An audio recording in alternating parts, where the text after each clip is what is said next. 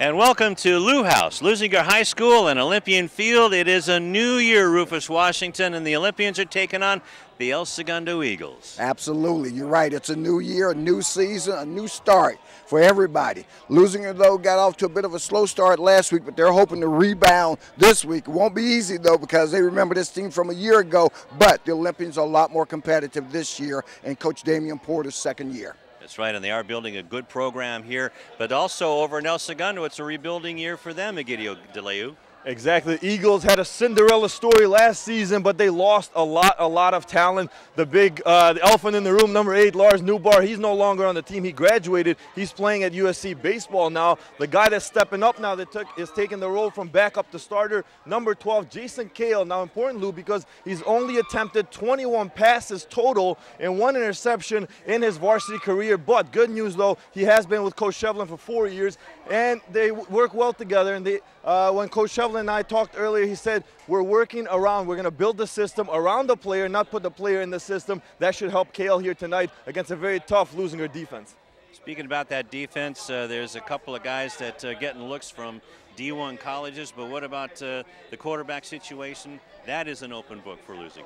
Well, it's an open book as it usually is. They're going to try a couple of different guys tonight to see who has a hot hand. Once they establish that, I think they'll be all right. They'll be handing the ball off a lot to Galera, who's a reigning Tip of the Head Award winner from last year. But the real guy to look for on this Leuzinger team is number 54, Samisi Lawaki. I mean, he's a guy that plays on both sides, mostly defense. He'll play defense at a Division I school next year. He is one tough hombre, and I tell you, that's somebody that the Eagles are going to have to pay attention to. Karen Bright's going to be following the Olympians tonight, and Karen, Damian Porter is really building a program here. Yeah, and building is right. You know, they got off to an 0-1 start in the season, but they put up 36 points, and that's a big deal for a new team and a team that's still building. Coach Porter told me tonight that they're not looking to change anything. They're just looking to get better at what they know that they can do. They want to tweak everything. They want the guys more focused and just seeing if they can pick up their assignments, and that will be a win for them. And they don't really care what the other team does. It's more of just seeing what his team can do. All right, and Rufus, I'm sure the taste of a 51-0 defeat is gone because really no one's here from the Olympians. Well, that's the one thing they're happy about. No new bar, no Wagner Vegas or any of the other guys that were part of that. They're seeing a whole new team. But as Karen said, Coach Porter is really excited about his squad because this is the second year under him. You know, I saw him last week, and they've got 67 guys in the program. 67. Their underclass squads are coming along, and this year is going to be another come-up year for them. But actually, I hate to start thinking ahead. We haven't even gotten through this season, but look for this Leuzinger program under Coach Porter in the years to come, in the weeks to come, to become better, and in the years to come to become great. All right, so thanks, Rufus, and we are celebrating the life of the father of our executive producer and director, Tom Strickfaden. Tom Strickfaden Sr. was 93, almost 94 years young, a World War II and Korean War veteran. Our tip of the hat tonight is going to be for Tom Strickfaden.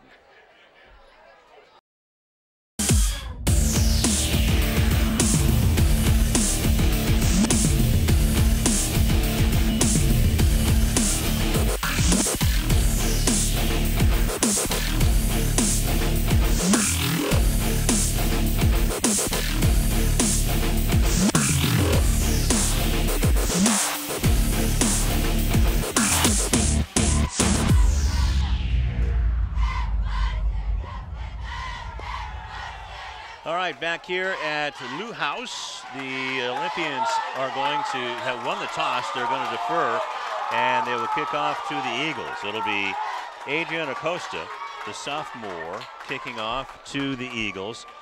Shaman Moore and Taz Tawazi are listed as kick returners along with Jake Palmer. So we'll see who Coach Steve Shevlin brings out. And both coaches, Rufus, before the game, great attitudes. Great attitudes and reason to be optimistic and cheerful. And it's early in the season for both. For the Eagles of El Segundo, this is their first game of the season. Leuzinger played during 0 week last week, so they've got one game under their belt already.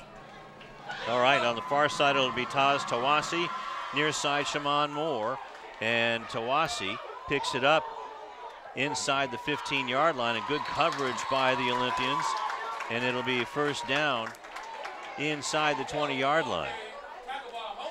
So that's a good defensive play initially for the Olympians at least. So Tawasi, as we can see, there had a bit of a problem getting a handle on the ball, but once he did, stepping in to make the tackle for the Olympians was number 21, and we know that that's David Phillips.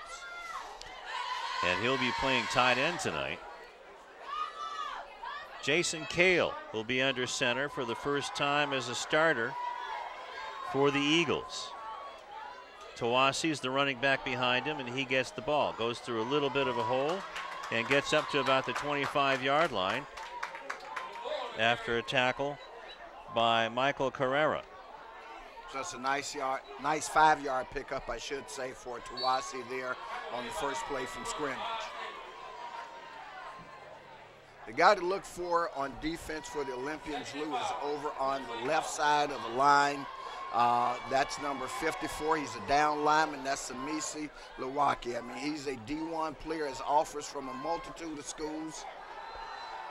And the pass is blocked by Lawaki and almost picked off over on the far side by Monteiro Wynn Jr.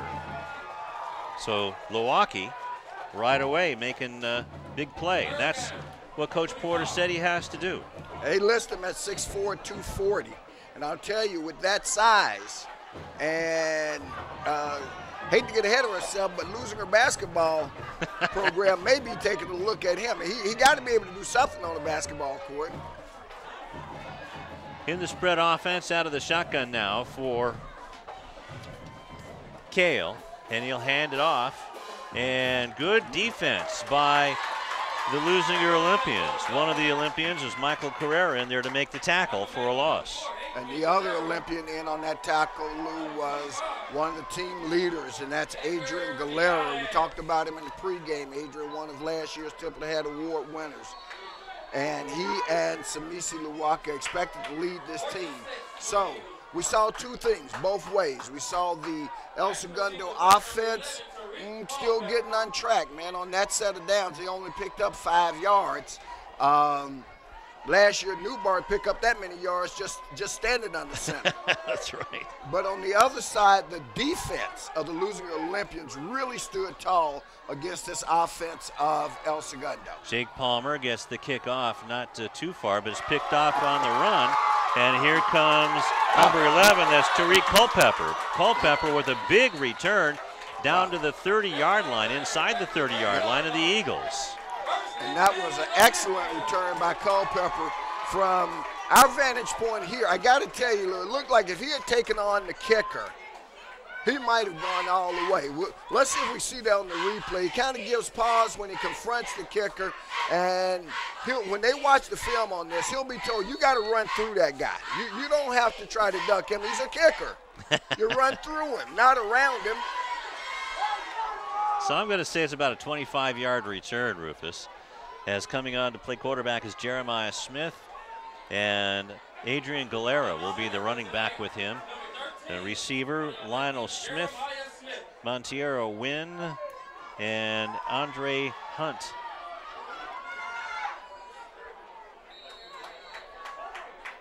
And the Olympians start this possession with excellent field position. They started at the 30-yard line of El Segundo on that first play from scrimmage. They pick up a few. So now Coach Shevlin gets to see how good his defense is. Right. All right. Because their back is already against the wall on their first defensive stand of the season. So that was a quarterback draw that got 3 yards down to the 27. It'll be second and 8. Now handoff to Galera. Galera forces his way up to the 26-yard line. And Galera will be the featured back in the program. Again, a two-way player, as so many of these guys are. Obviously a strong safety on the defensive side of the ball. We saw him make a tackle that way, and now he's in the backfield running the ball. Split out to the near side, Monteiro Wynn. And play fake down the middle, and a little bit too far for his receiver was Smith. The intended receiver downfield was Andre Hunt. And unless you've got a good field goal kicker, Lou, this is 4-down territory. I mean, it's as simple as that. Malcolm Jackson comes in the ball game, a wide receiver. Coming out is Hunt. Also coming back in is Culpepper. And there you see the nice ball thrown by Smith, but just too far. I think Andre Hunt was looking for a little bit of a hole downfield. So it's 4th down and 6 yards to go.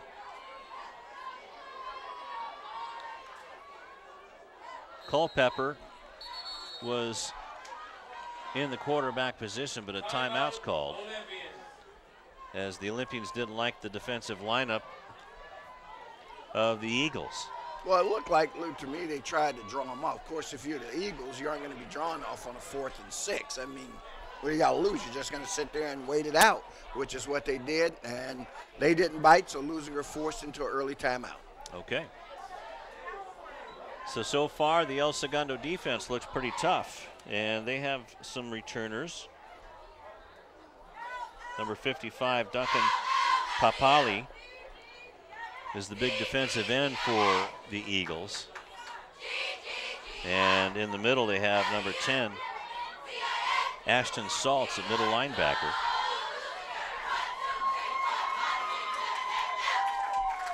And while we've got a moment, if you don't mind, we'll get the officiating crew in because they're the folks that are in charge of keeping this game under control. Okay. The referee, a familiar face to us, is Michael Barnes. He's in the white hat. Chaka Wade is the line judge. Herb Thompson, another familiar face, is the head linesman. Ron Williams, the back judge, and Wayman Wiley is the umpire. And Culpepper takes the snap. Culpepper getting down close to the 20-yard line, and let's see where the spot of the ball is. And well, we see the head linesman indicating from the far side to move the chains, so that's a big first down pickup for the Olympians. Exactly 6 yards, that's what they needed down to the 20-yard line, and that's what Culpepper got. So good blocking up front for Tariq Culpepper, a 5'9" junior. So going to be flip-flopping quarterbacks, and see Jeremiah Smith standing on the sideline. And so we'll see if Culpepper can move this offense. 8:20 left to go in the first quarter, no score. And Culpepper finds a hole and makes a slide down inside the 15-yard line, down to about the 14.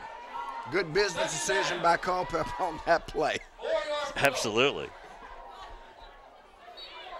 Nice misdirection of boy. They had the defensive line going in the opposite direction, which created a hole for Culpepper to get through and pick up good yardage on the play. Culpepper with Galera in the backfield with him, out of the shotgun. Misdirection.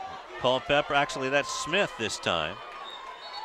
Smith gets down inside the 10, down to the 9, and that should be good enough for a first down. It is. So this El Segundo defense had Leuzinger in a 4th and 6. Couldn't control him, and now Leuzinger has picked up 2 consecutive first downs as they move the ball deep into the red zone inside the 10 at the 9. Just inside the 9-yard line, and Smith is back at quarterback. Galera is there. 3 receivers, trips to the left. And Smith keeps it again, runs right into a defensive back and gets wrangled down by Billy Brasher, one of the linebackers. But still, a loss of a yard there. And along with him on that play was number 32, we got Mark Binder. As you can see, you're right, 34 and 32 with the 2 guys there for El Segundo. So good defense by the Eagles. Split wide to the near side as Andre Hunt trips to the left side. And Smith fires towards the end zone right through the hands of Andre Hunt, just a sophomore. He was open. He was open, ball hit him in the hands. Can't charge that to the quarterback. Ball was a little high, but catchable. So 6:31 left to go in the first quarter. And it's 3rd down and 10. 3rd and goal from the 10, I should say. Well, either way, it's going to take them 10 yards to get a touchdown. That's right. Hunt and Santos split to the near side. Smith looking left, now takes off running, and the tackle is made, and that's going to be another 4th down. Another loss on the play. So the drive starting to stall just a little bit for the Olympians here. Man, they had 1st and goal, Lou, at the inside the 10 at the 9, and now, of course, it's a 4th down play. So this defense for El Segundo, although being tested thus far, they've answered the challenge and forced Leuzinger into a field goal attempt. Adrian Acosta. It's going to be an 28-yard kick and kicks it right into the line. And no matter who recovers it, it's going to be El Segundo ball. So turnover on a blocked field goal. So 28-yard field goal blocked. And it's turned over at 5:46 left to go. And it'll be Eagles ball at their own 14-yard line. And so the Eagles defense, that's what I'm trying to say, they now have something good to feel good about because they made a stand. I mean, they're backwards against the wall. This drive started at the 30 and stalled at the 10. Flags all over the place.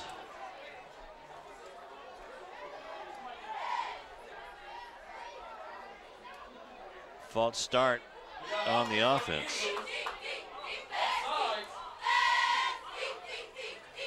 So it goes back to the 9-yard line.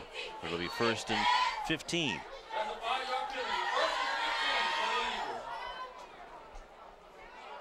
Not sure the hole was ever quite the way, unless that's the way he wants the ball held. The ball was leaning a whole lot to the side as opposed to straight up. So I'm not quite sure if that was intentional or just a bad hole. Kell coming to the near sideline, and the ball bounces off of the intended receiver, and that was Landon Sharp. Nice defense by Antonio Hunt. Now Antonio is Andre Hunt's twin brother. Try to do their little one-handed catch. You know, never used to see a whole lot of one-handed catches, but then these new sticky gloves came into the guys game. Practicing all the time. Like octopus gloves or something. So it's 2nd down and 15 for the Eagles. Kale, straight handoff up the middle to Tawasi, and Taz buzzes through the line, gets up near the 20-yard line, up to the 19. So there could be a 1st down.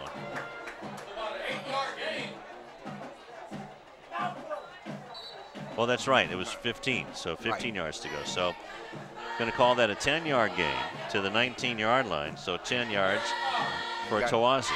So it'll be 3rd down and 5. Another good opportunity, another good challenge for the offense of El Segundo and a challenge for the defense of Leuzinger. Out of the eye, Tawasi gets it again. Tawasi goes around in the end and across the 30-yard line, and Hunt with the tackle. That was Antonio Hunt. And Coach Evelyn said we could expect big things from this kid. You know, again, he was the 3rd or 4th back last year. This year he's the feature back. He's just a junior. But you saw there on that run how he kept his feet going. I thought Leuzinger had him stopped for a moment, because the one thing they're doing, if you watch each play, number 54 is over on the left side, and boy, most of their offense is coming to the right side. And now Milwaukee is playing left tackle. Kell on the play action, throws, and is complete to the 44-yard line, tackled at the 45, and that was caught by Brandon Craig. And now what we're starting to see, Lou, is a little bit of this El Segundo offense, the same offense that we saw a couple of times last year, starting to get uncranked. We're seeing the quarterback, and that's what Coach Shevlin was talking about. You know, it's a matter of nerves early. It's a matter of learning and getting out there. And this is their first game, by the way. And right. There's nothing like playing a real game as opposed to practice. And he also said the players couldn't wait to get out there and get this season going, as Tawazi has really belted at the line of scrimmage. And that was Adrian Galera. Give him a yard on that one. A hard-earned yard. One of the smallest guys on the field, but one of the guys with the biggest hearts on the field. Had a chance to talk to him, and he's accepted his role as a leader on this Leuzinger Olympian football team. Jose Martinez was there to finish off the play, and 3:24 left to go in the first quarter, and timeout called. I believe that's by Leuzinger. So that would be their second timeout. Or was it El Segundo? Okay. The indication from the official, Mike Barnes, was that it was El Segundo, so they've each used one timeout here in the first half.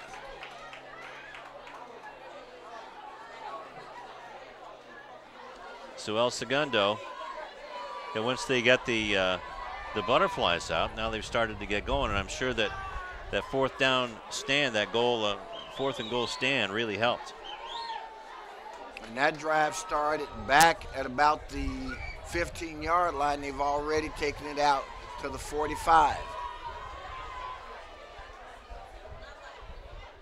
And they're pretty much sticking with their guns, and they have their quarterback, they have their running back, and I'm sure once, well, they've already started to spread the ball out to get up here with that 15-yard pass to Brandon Craig.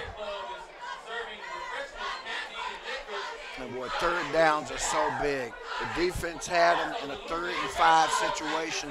Looked like they had Tawazi wrapped up. He breaks loose, picks up the first down, keeps the drive alive. And so now the defense being challenged yet again. So 3:24 left in the first quarter. Kale getting pressure, gets it to Tawazi, and he's off to the races. And really, with a good fake pass, Culpepper down inside of Leuzinger territory, down to the 41-yard line. And so if you're the defensive coordinator for the Olympians, you're starting to get spread out a little bit, and you got to pick your poison. If I'm the defensive coordinator for the Olympians, some of the poison I'm going to pick is that I'm going to keep a guy on Tawazi when he's in the game, and obviously put pressure on the quarterback. 3 receivers to the right for Cal, and he hands it off to a different running back this time. That's Cameron Hayforth. And he gains a couple of yards. So to the 39-yard line.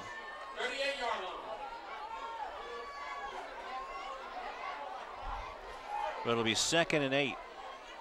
Out of the eye for the Eagles.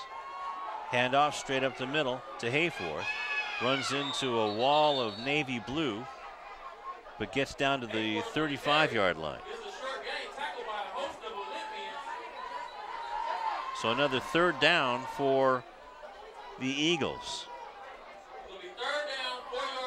After the 3-yard gain, and that was all offensive line push. Under 2 minutes left to go in the first. And it's been a good first quarter so far for both teams.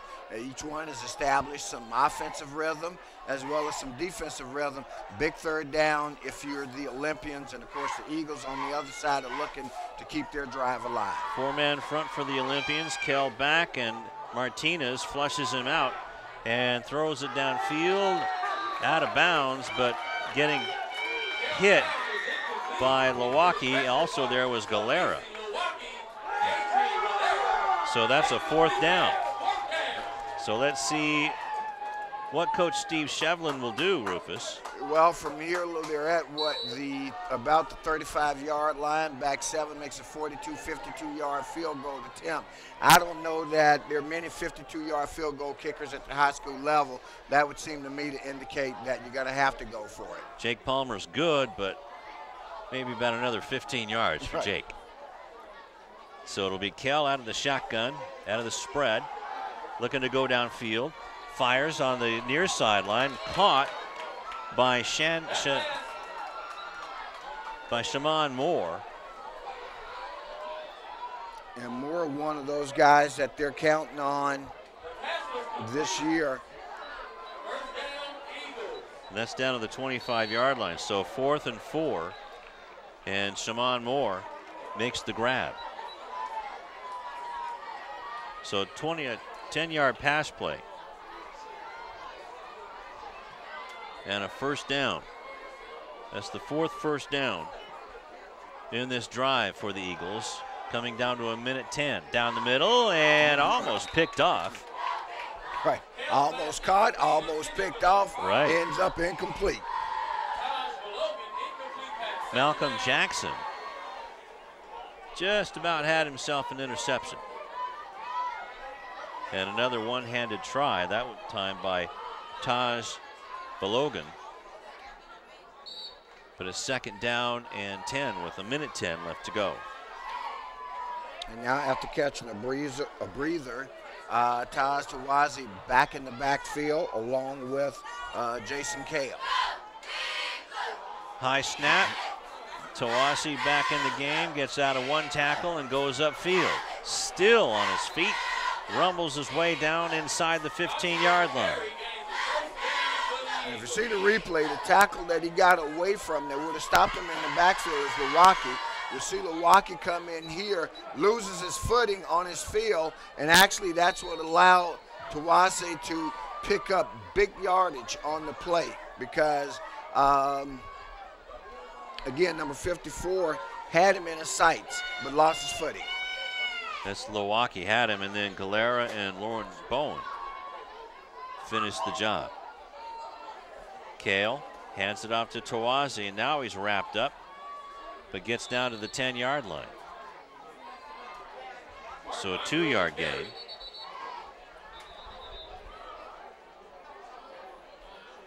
And now we've got an injured Olympian down on the field. Yeah, let's hope it's just a cramp.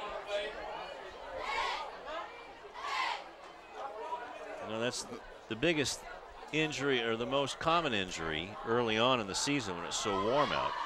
It absolutely is, but we'll wait to see. I got to tell you, I thought I saw, can't see who it is just yet, but I thought I saw his leg get bit back under him.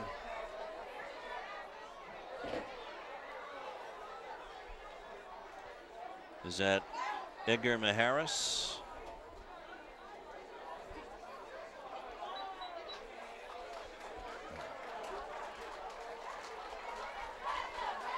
Well, it's definitely his right leg.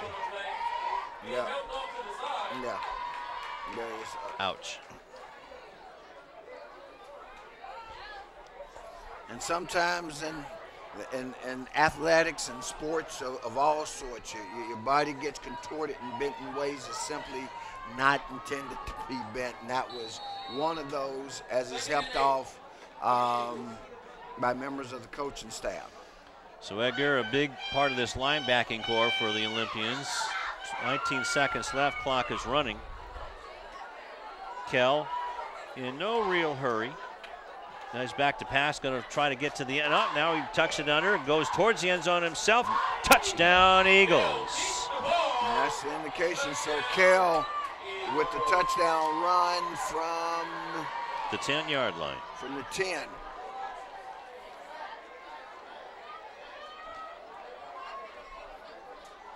So 6 seconds left, and there you see him. Nice fake on the quarterback draw. Good blocking up front to open the hole. By the time the Leuzinger defense figured out what was going on, it was just a little too late.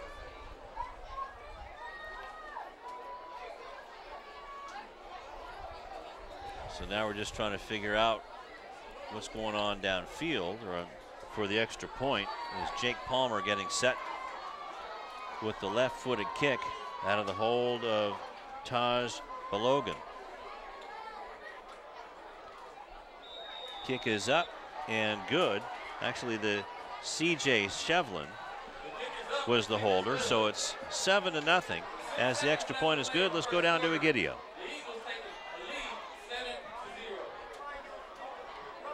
Well, guys, one of the guys that we were talking about that was there last year for the El Segundo Eagles was number 4, Taz Tawase, and he's been the workhorse so far for the Eagles. Now, Taz was a sophomore last year on that Cinderella team, and he added a lot of offense on that squad. He had over 600 yards, both rushing and receiving, and he had a total of 10 touchdowns. Taz Tawase is going to need to bring that offense this year for the 2015 season if the Eagles want to repeat as Ocean League champs. Lou, Rufus, back to you. All right, thank you very much, Egidio, and an impressive drive by Mr. Kell and the El Segundo Eagles. 85-yard drive. They marched up the field. Got a couple of big breaks, went for it on 4th, picked it up. A couple of third down plays where they had to have it, picked it up. So the Leuzinger defense, I applaud them for the effort that they put out. Even though they gave up the 7, they made an El Segundo team which has a very proficient offense historically. They made them work for every yard they got. So the kick high and short, fielded by the Olympians. And getting away. Now it's a foot race. Are the Olympians, and down into the end zone. Touchdown, Leuzinger, Andre Hunt. About a 70-yard return, Rufus.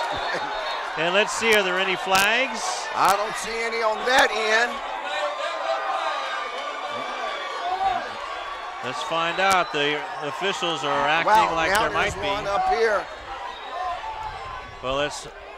Wow. If it's after the play, and up the Olympians now are saying, oh, shot. Yeah, down there at around the 15-yard line.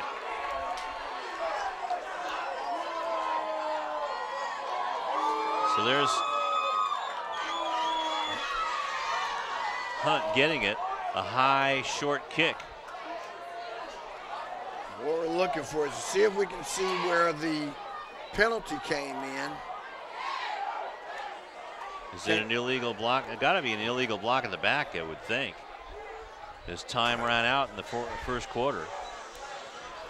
Or where did the foul occur?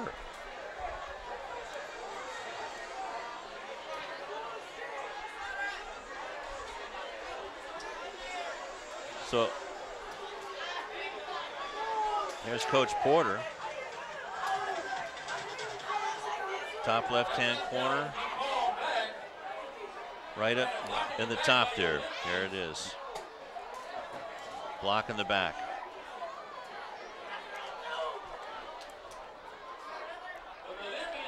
So it's going to be at the 30-yard line.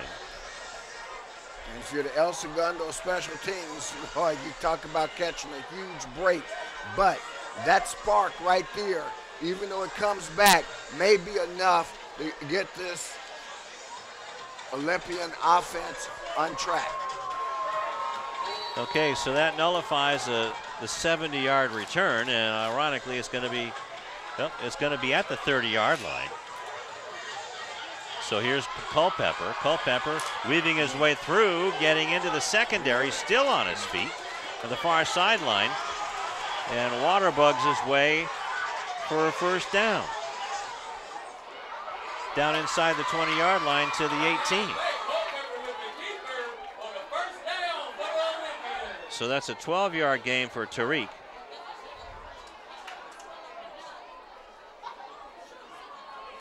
There you see our award-winning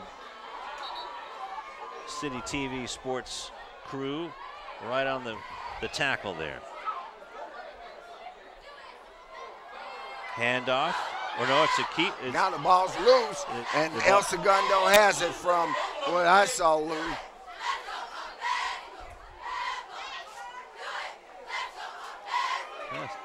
Still picked up. Oh, they're going to give it to El Segundo, even though coming up with the ball was Michael Carrera. Okay. Well, now there's a little bit of confusion. Got to tell you, I thought I saw El Segundo recover. Now it looks like from the player substitutions coming on the field that actually that's what happened. So, boy, you talk about, and there you see the ball loose on the field. We'll see if we can follow it there. Ball was stripped by Duncan Papali. Tough break for the Leuzinger offense. They had the ball at the 30-yard line. In fact, they picked up a first down on the run by the quarterback, and then they turned it over on the fumble. And now an incomplete pass. And that bounced off the shoulder pad, and we're still out there for the taking.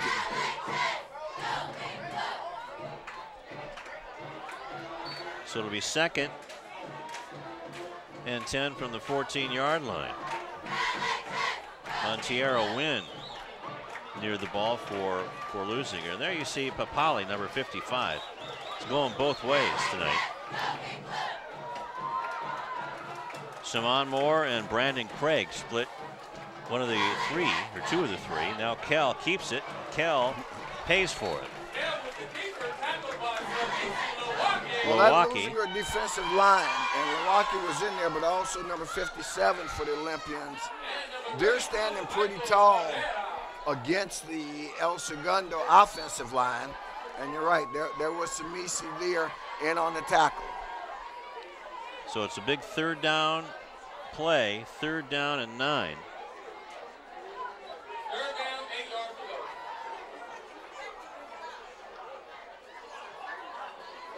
Trips to the left side. They're going to do a little sideline job and incomplete.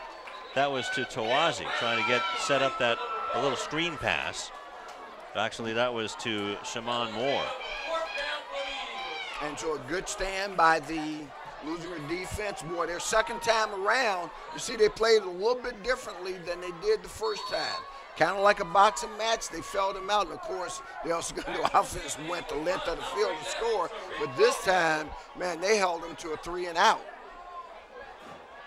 So it'll be Jake Palmer punting the ball in punt formation.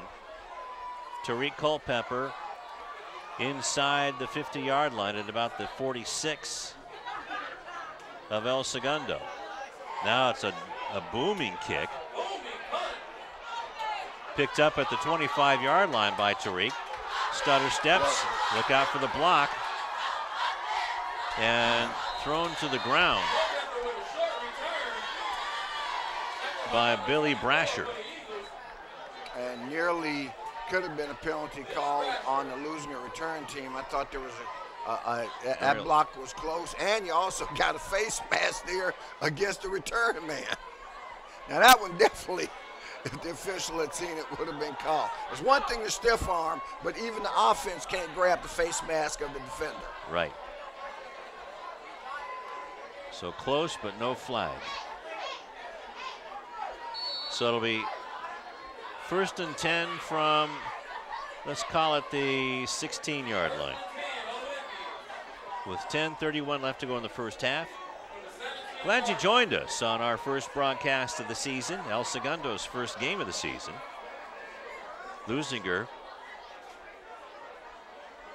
losing an exciting ball game at Morningside. Ball is handed off up to the 21-yard line as Smith is back in at quarterback for the Olympians. And it was Lauren Bowen. Gets to the 22-yard line. I think that's a good call. So 6 yards for Lauren's first play. Lauren, just a sophomore. 2 receivers to the near side and a tight end on this side as well. Going in motion is Lionel Smith. Ball is handed off to Bowen. And Bowen gets out to the 35-yard line and a first down for Leuzinger.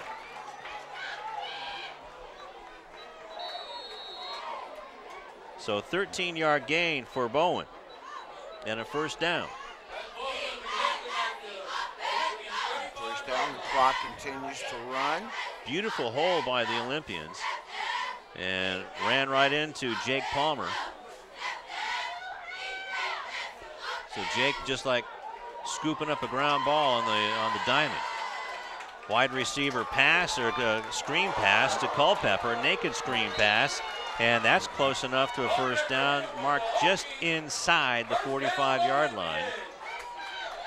But they're going to call it a first down. They call it a first down, and that moves the chains. And the Olympian offense now showing a little rhythm. Boy, I like this Tariq Culpepper kid. Well, and if number 11 is DeMonte Peoples, I like DeMonte Peoples as well. Or did they switch him up on me? Number 11 is Culpepper. Oh, okay, well. Yeah, they switched it up on you. And Peoples is down at JV now. Okay.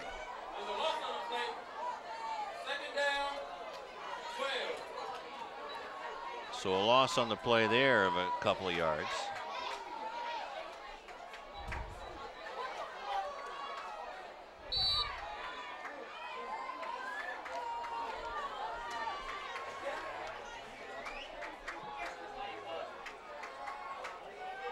Three receivers to the far side. Tight end on the near side. Ball around the end. Tariq Culpepper spins his way inside of El Segundo territory, and there's a flag on the ground. So we'll see what that's all about. With 7:44 left to go in the first half. All right, you know, and that's what I saw on the far side. The chains were moving, and that becomes critical. And that's why that linesman over there, who's the head linesman, spots where they are. Because I'm like, okay, with a flag, that chain crew shouldn't be moving until that's sorted out. Otherwise, you lose track of where the ball was and everything.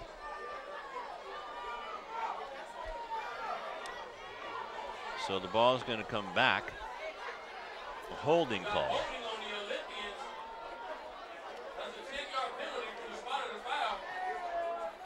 And you know, Lou, as we've done these games, basketball, football, and I'm sure even for you in baseball over the years, the officials, we get to know them as well. And the referee, Michael Barnes, is really one of the class guys and one of the fun guys when you see him. We missed him all last season. That's what I told Mike. We didn't see him football or basketball the whole season, and so it was a real joy to see him out here tonight. So out of the shotgun now, it's back to 2nd down and 12. Smith, look out, had to throw the ball away before Jake Palmer sacked him. So it's an incomplete pass.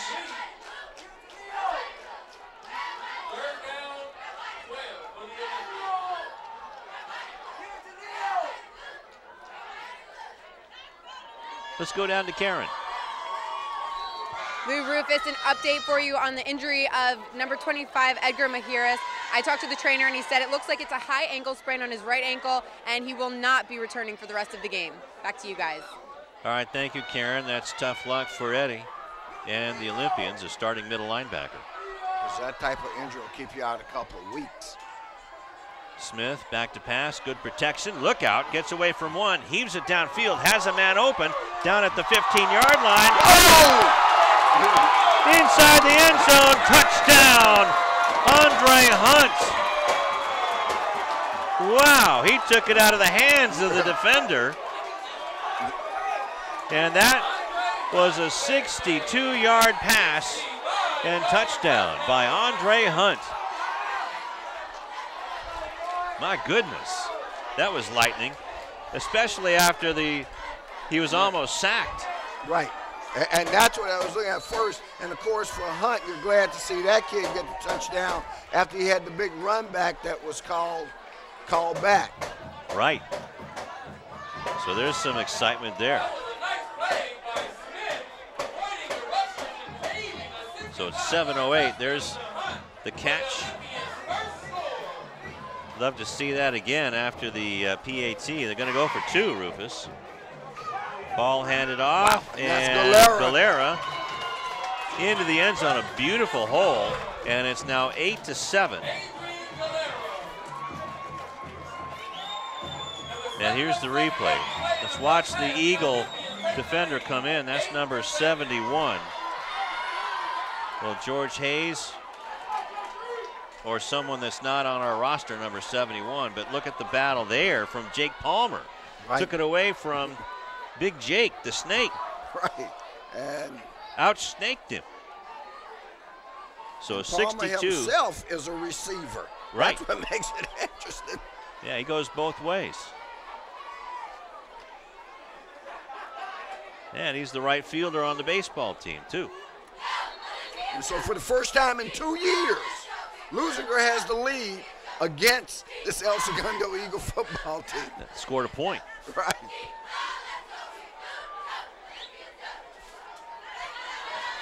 So Smith to Andre Hunt. Covered 62 yards. 5 plays. In a little under 3 minutes. About 3.5 minutes.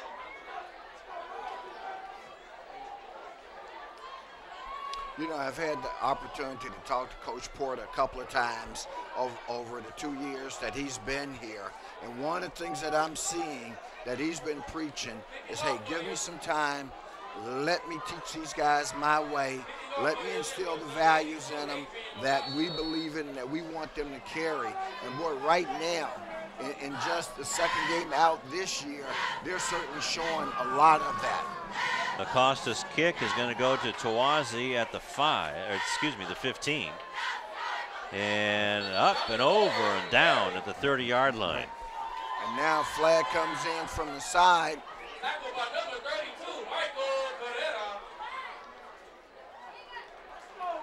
Carrera with the tackle. So the penalty, illegal block in the back. So they'll go back 10 yards to the 20.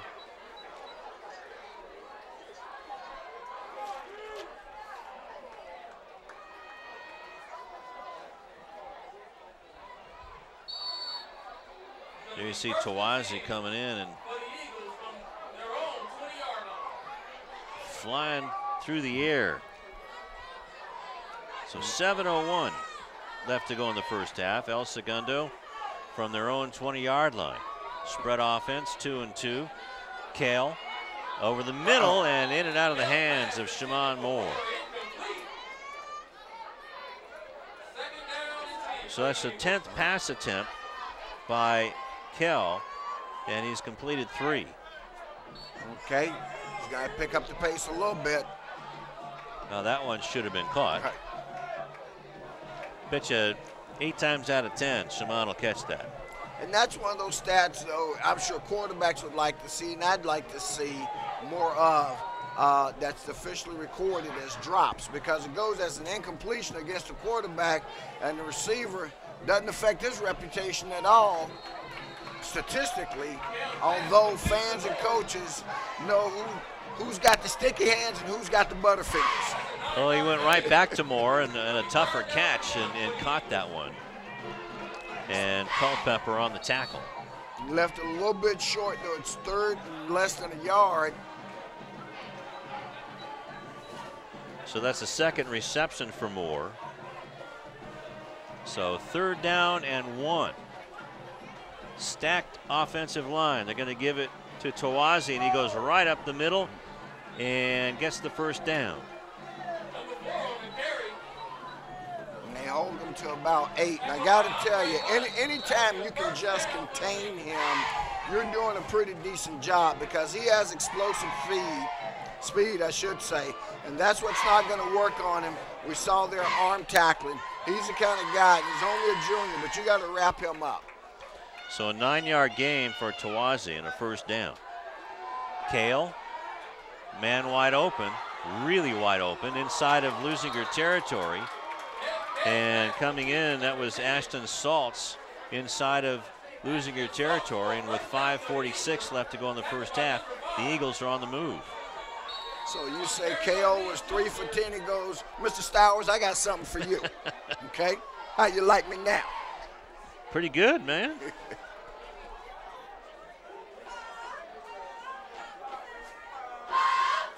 So 17 yards on that pass play.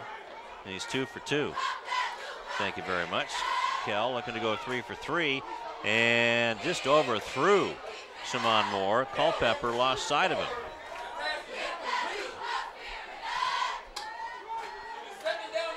So 2nd and 10 with 5:21 left in the first half. Leuzinger with a 1-point lead. And Coach Shevlin, you know, letting his quarterback Kale, who had only thrown 21 passes in his career in the program at the varsity level. Now, Coach Shevlin was quick to point out that he won 2 titles, you know, in the lower division, that being freshman football and JV football. So he had the experience, but obviously he hadn't competed at this level a lot. But he's letting the kid get used to the game. He's letting him air his arm out all throughout the field. And even though they trail by 8-7, their offense has been impressive. Timeout taken by El Segundo. That's their second. And they realize that, boy, there's a lot of time left on the clock with 45-yard field now to get into the end zone. So here's where the chess match really comes into play. Well, they're on the Leuzinger side of the field. It's a 2nd and 10. Once again, as we see the Olympian flame. What a beautiful sight. And somewhere around here is Matt. Boy, I got to tell you, we got to do a feature on Matt one day. This guy, you talk about being here for a while. I think Matt's been here as long as the school's been here. You know, and I got to tell you, though, nobody keeps things running the way. This guy knows where every electrical outlet is, every plug, everything. And that is the guy that you want. Especially, we appreciate him here at CityTV. Swing pass to Tawazi, and he gets the first down, still on his feet, down to the 30-yard line, almost the 30-yard line. They'll probably mark it there. With 5:11 left to go in the first half, it is down to the 30-yard line. So first down, a 15-yard gain on the swing pass.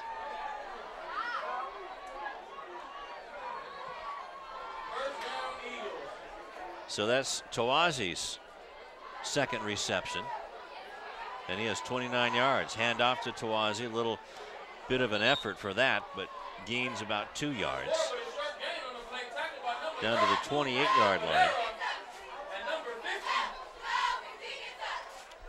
And he's a guy, the Leuzinger defense is keying on him, but he's such a good player. And some guys are just that good that no matter how much you key on them, they're going to get their yards. Kale looking to the near side. His receiver fell down.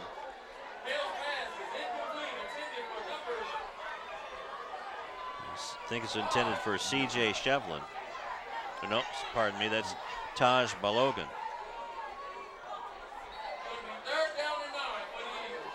So they see Taj falling down, and Kale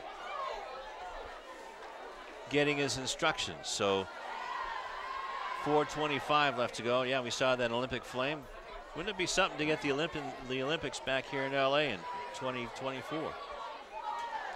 Kell back to pass, letting the screen pass develop, and it looked like the ball bounced, but Shimon Moore picked it up, didn't hear a whistle, and kept going. Didn't see anything, boy. I'd sure love to see that on the replay again, because actually Franco Harris incarnate. Right.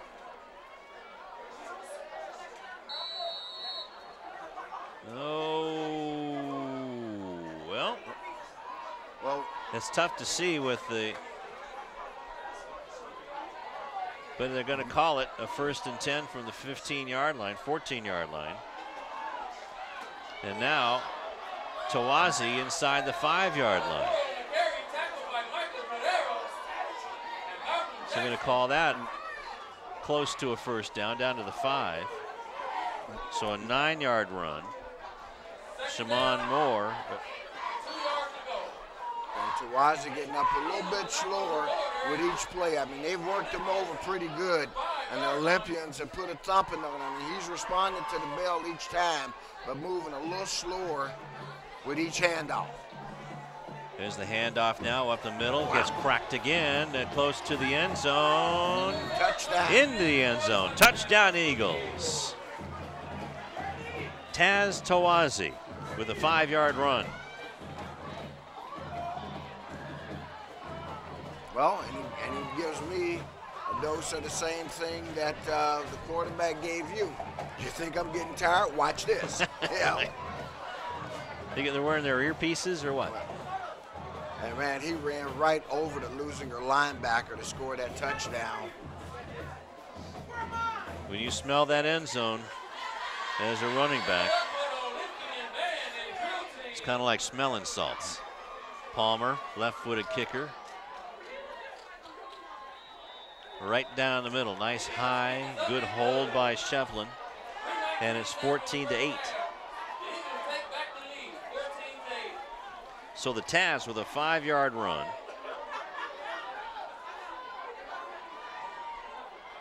That took 3 minutes and 40 seconds.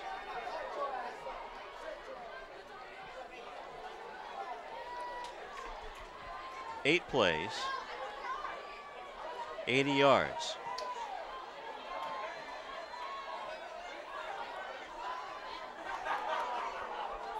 Another impressive drive put together by Kale and the Eagles. Another impressive one, boy, and one of those that Leuzinger had their opportunity to stop it and didn't do it, and El Segundo took advantage of it.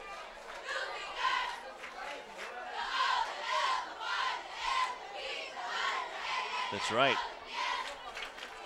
After the block in the back, that extended their field from 70 to 80 yards. But some good passing. It's a pass of 9, 7, 15, and 14. That'll get it done. And a lot of second efforts by the receivers. And Shimon Moore with that terrific catch. Talk about the octopus gloves. Right. Should give an assist to whomever's gloves he's wearing. And Palmer makes the kick, another high kick.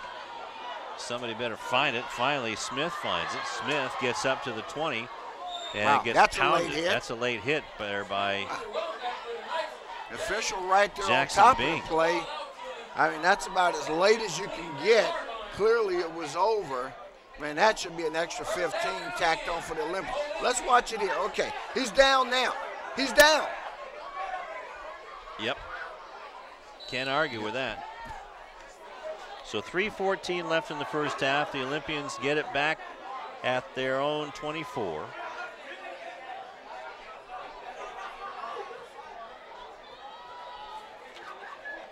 See if they can get a quick touchdown here, a quick score. Eagles want to put a lid on it. Culpepper hands the ball off. Nice hole, plugged up quickly by El Segundo's linebackers. And gets out to about the 28-yard line.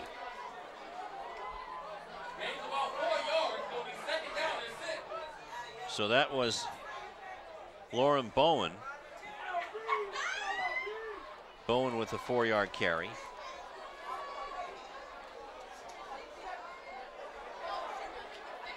Two receivers to the near side.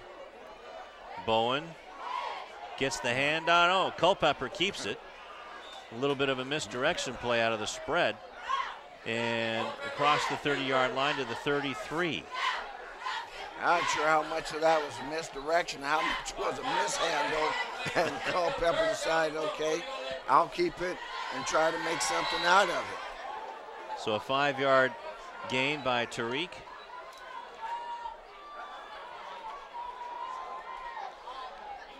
Coming down to the 2-minute mark left in the half.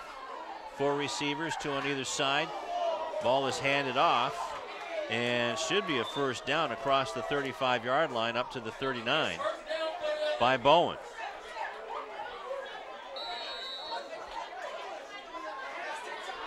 So a 6-yard gain and a first down for Lauren Bowen. Nice hole. And a nice open field tackle by Jake Palmer after he had fallen down.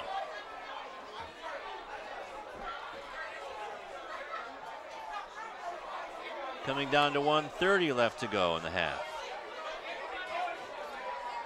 2 receivers on either side. Wide receiver screen to Culpepper, gets some blocks up front, tries to spin out of a tackle. Did he get out of bounds? Nope. But it still stops the clock with 1:24 left in the second half, or second quarter, excuse me. So a 6-yard gain.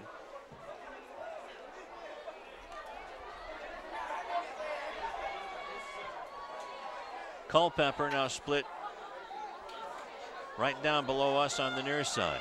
Smith hands the ball off to Bowen. Bowen runs into a white wall of Eagles, maybe gains a yard. Brings up a 3rd and long for the Olympians. It's 3rd and about 4 to pick up the first down. They need to get out near midfield, keep this drive going as the clock winds under a minute. So no timeout called yet.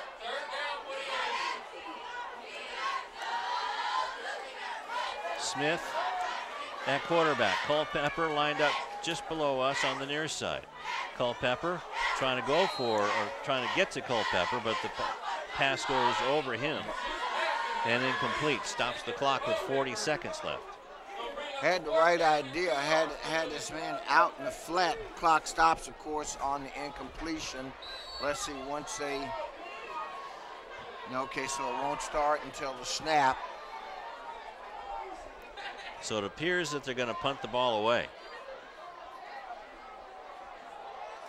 and try to push the Eagles back, give them a longer field than trying to go for it at 4th and short.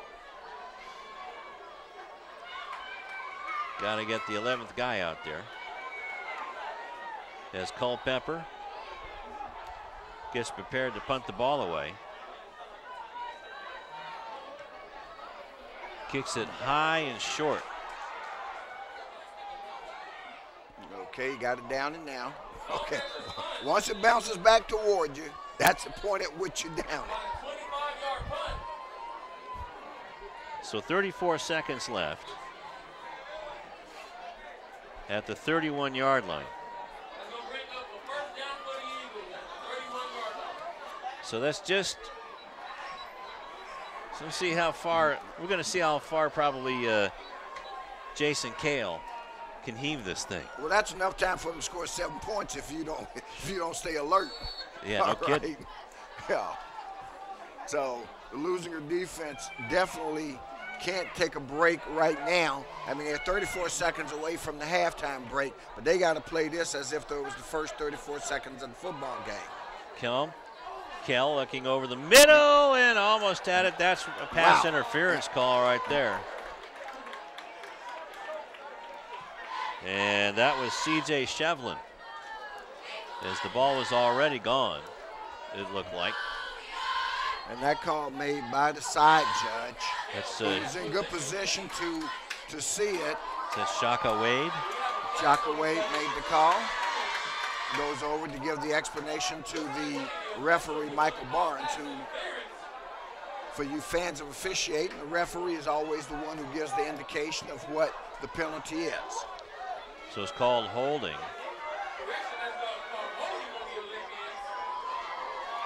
Wow, and that takes it back to the line of scrimmage. So that's a break for them.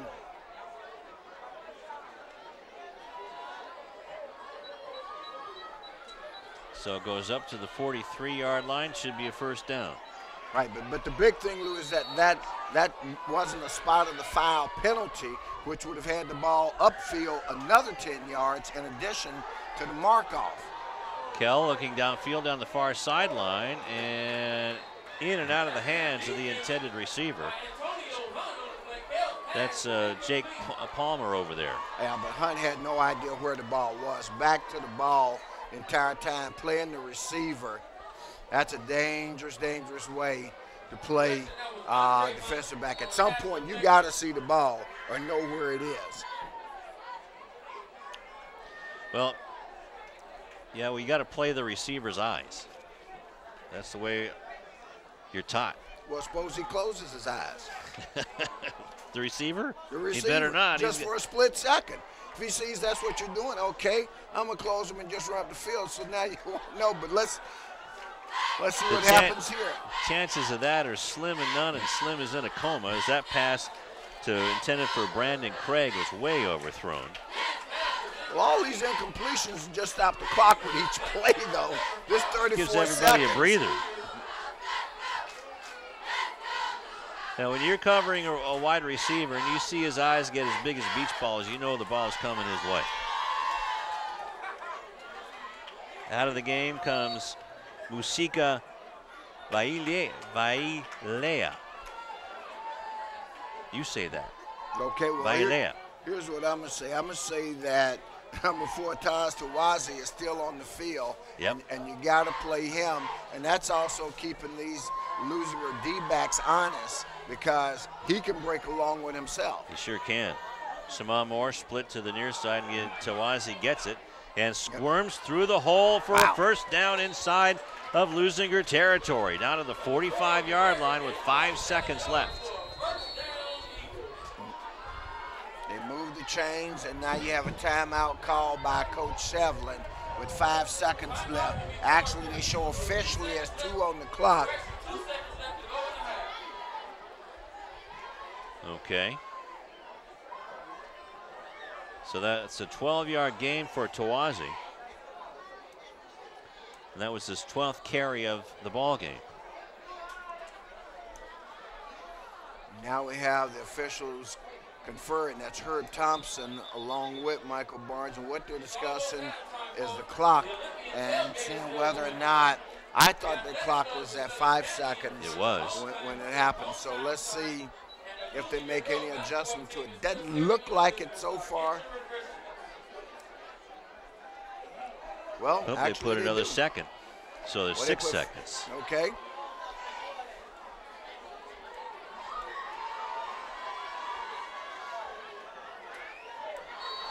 Coach Autry tried. Yeah. Coach Autry had it down to 2 seconds, but they caught him. Kale throws it down the middle, almost intercepted by Hunt. Just a little bit behind his intended receiver, Landon Sharp, was Kel, and that ends the first half of play with the El Segundo Eagles. There's, you see the throw a little bit behind, and man, oh man, he's going to see that in his sleep tonight.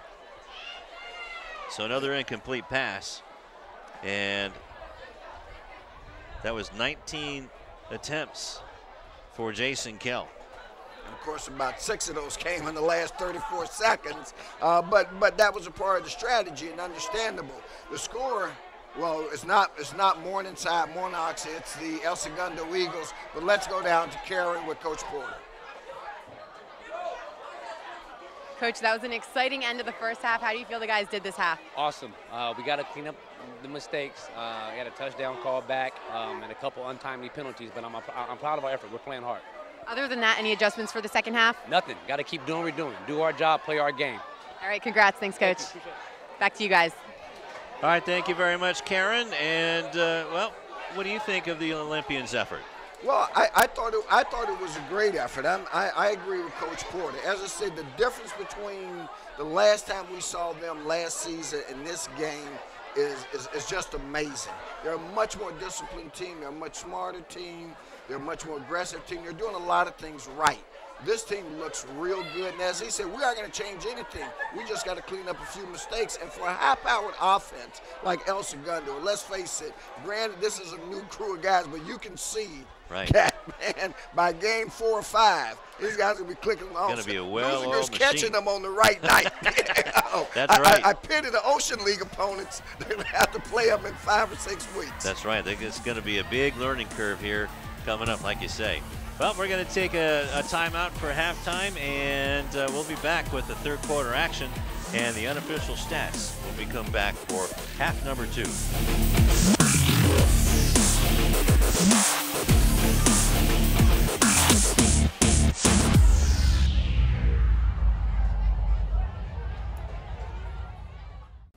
Hi, I'm Donnell Beverly from the University of Connecticut, home of the 2011 National Championship UConn Huskies basketball team, and your Leuzinger Olympians.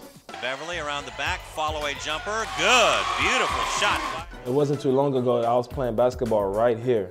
I just want to thank him for having me here. I'm honored to play here. And the Huskies are the top dog in 2011. Winning the NCAA championship has always been a goal of mine, but so is getting a great education that will last me a lifetime. You can achieve your goals too. All you have to do is work hard and dream hard, and you can do anything you put your mind to.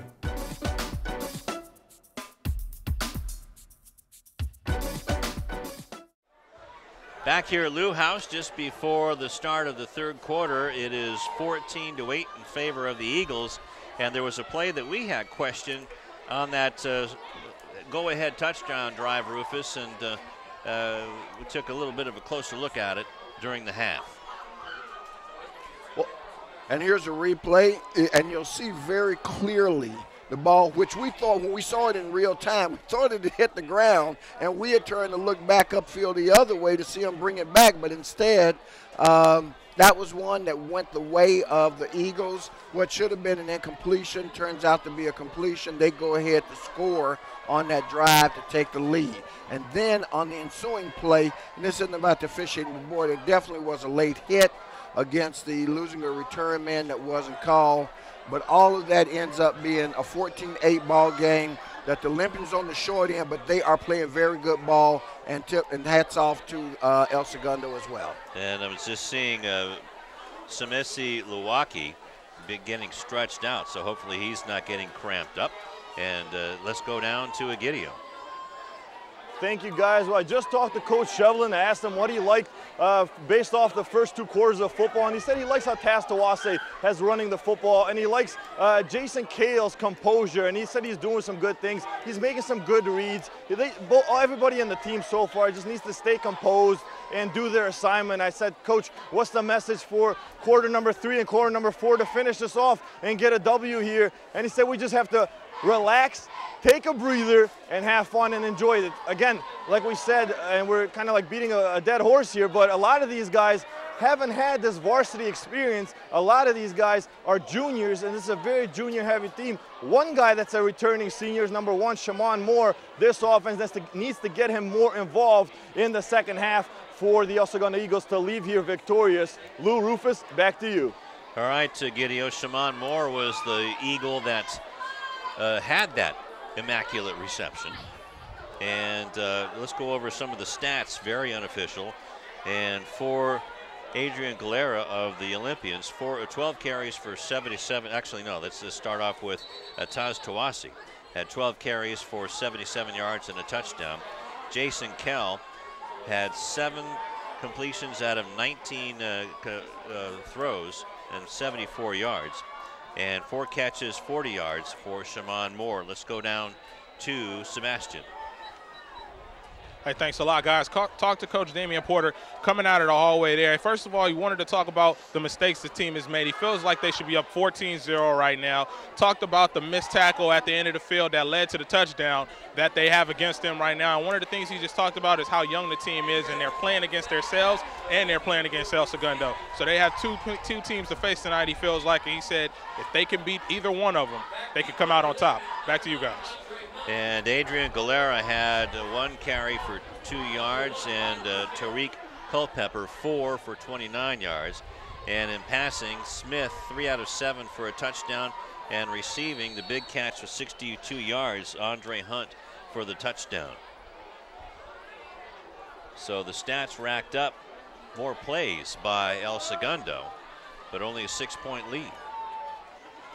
And the kick, third quarter is underway. The ball is caught at the 8-yard line.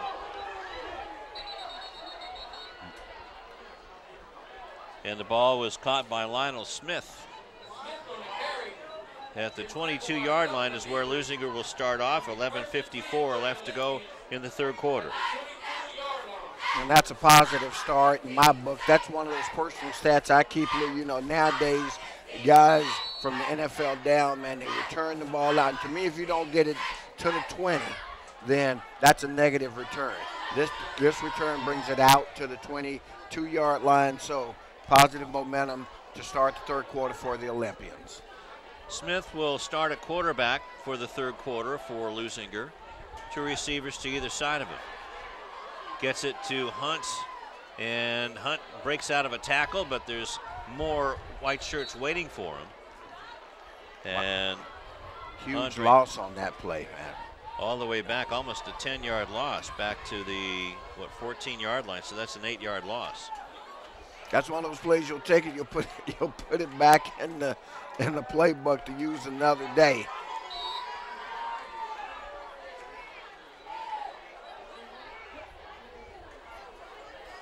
So it'll be 2nd down and 18.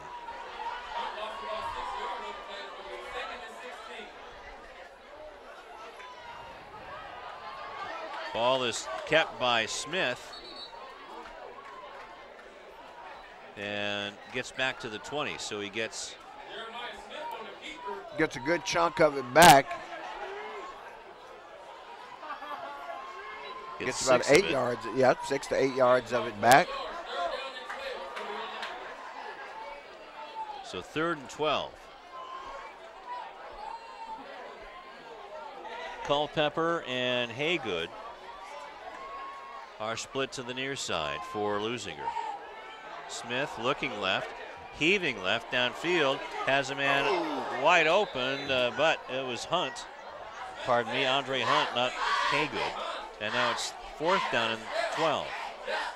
Well, he was targeting the right guy, and boy, he threw it into an open spot just that his receiver wasn't quite there. I mean, he heaved it up, put a lot of air under it, but Hunt had no chance to get it, even though he was the closest guy to it. Had good coverage on him on the defense as well, so he really didn't have a whole lot of chance to find the ball coming down. Culpepper back in punt formation.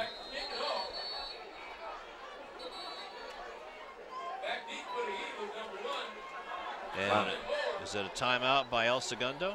Early timeout here in the second half. You're allotted 3, and boy, in the first minute and 27 seconds of the third quarter, they've decided to use one of their 3. Let's make a note of that, because those timeouts in football at every level are ever so precious.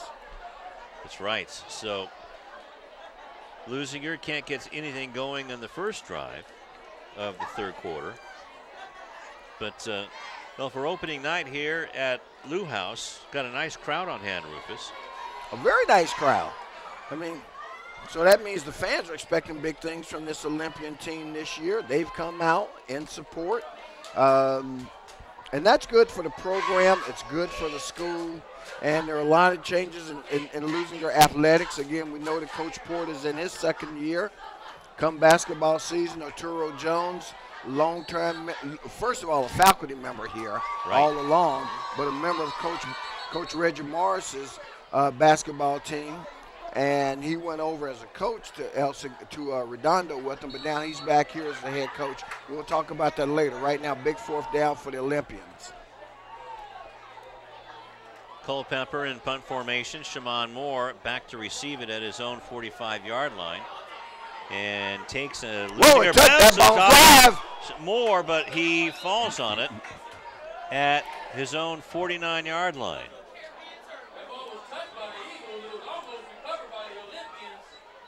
So it'll be 1st and 10. So let's watch Moore here on the replay. Boom. Boots it. And so it was a chase between Shimon and Lionel Smith. You know, and it's those kind of breaks here and breaks there that you got to catch when you're playing a team like this, man. Boy, it would have been a big break for the Olympian football team if they'd been able to come up with it. But instead, El Segundo, the Eagles, dodge a bullet. They keep possession right at midfield. Out of the eye. Handoff to Tawazi in a big hole down to the 40-yard line of Leuzinger, and that should be good enough for a 1st down, an 11-yard gain. And another 1st down.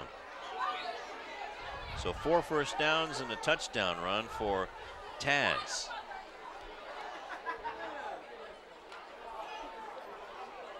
Well, when he's picking them up 10 yards at a time, that really will wear on your defense. First half, they did a pretty decent job of holding him. I think they held him to an average of about 7 yards a carry, a little less than 7. Gives it to Taz again, does Kelm, or Toasi. At least 9 yards on that game. Well, that's what I said. When he's picking up 9 and 10 on average a carry, that's a different kind of pressure. Down to the 31. Because that puts pressure on everybody, including the coaching staff. Watch him hit this hole. Outruns Milwaukee, and Bowen makes a nice tackle. Down to 9 minutes left to go in the third quarter. Out of the eye. Play fake. Wide open underneath. And out of bounds, pushed out of bounds. Kale completing it to Ashton Saltz. So that's a first down. Down to the 16-yard line. So a 15-yard pass play.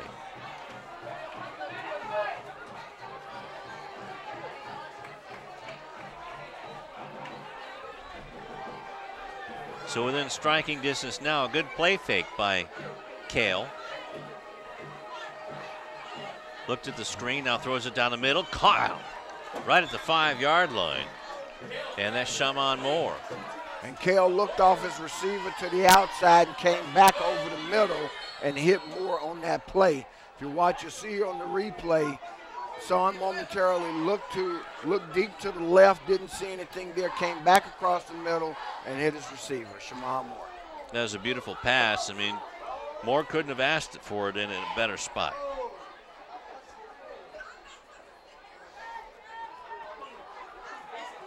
Out of the eye, double tight end set.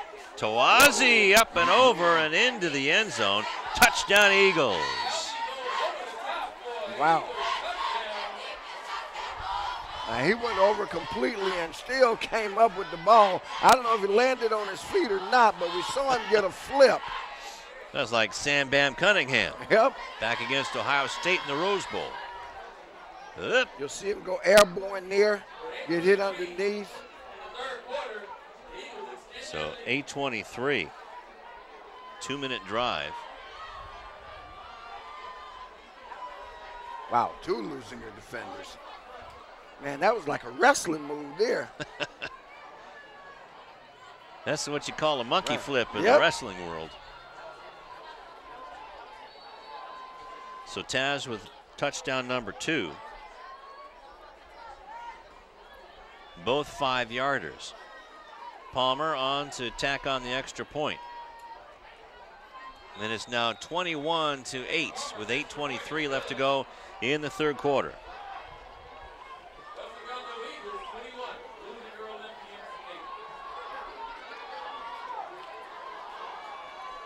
Five plays, 51 yards. Wow, boy, and you see Milwaukee's, they've been stretching him out since halftime.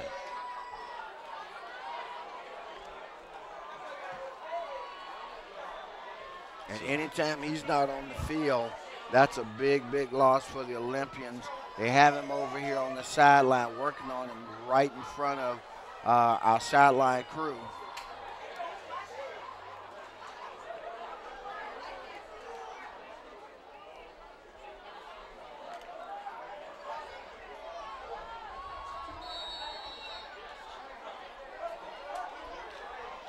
So Taz now over 100 yards.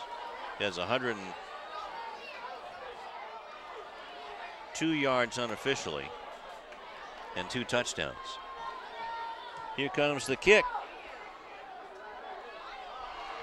And Smith lets it go into the end zone. That's a touchback.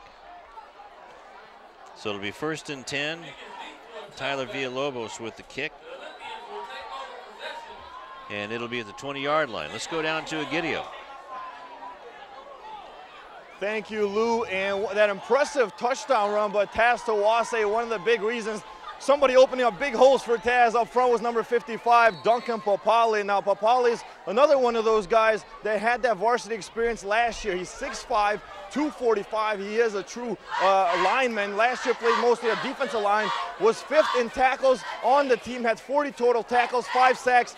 16 of those 40 tackles were for a loss.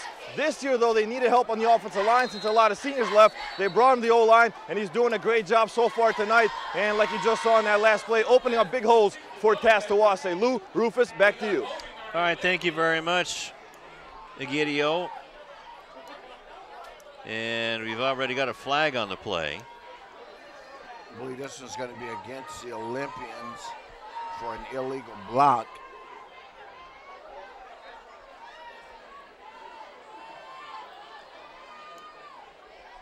So it's on the screenplay. So they got Karen Santos for the block.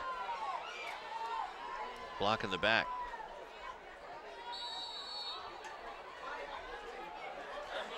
So from the 20, it goes back, spot of the foul, so it goes back 15 yards, and that puts it inside the 10-yard line to the 8.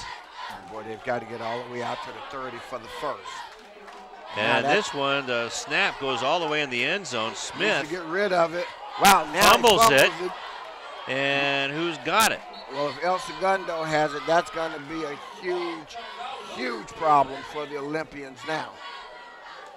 And it looked like saving the bacon was Montiero win for the Olympians.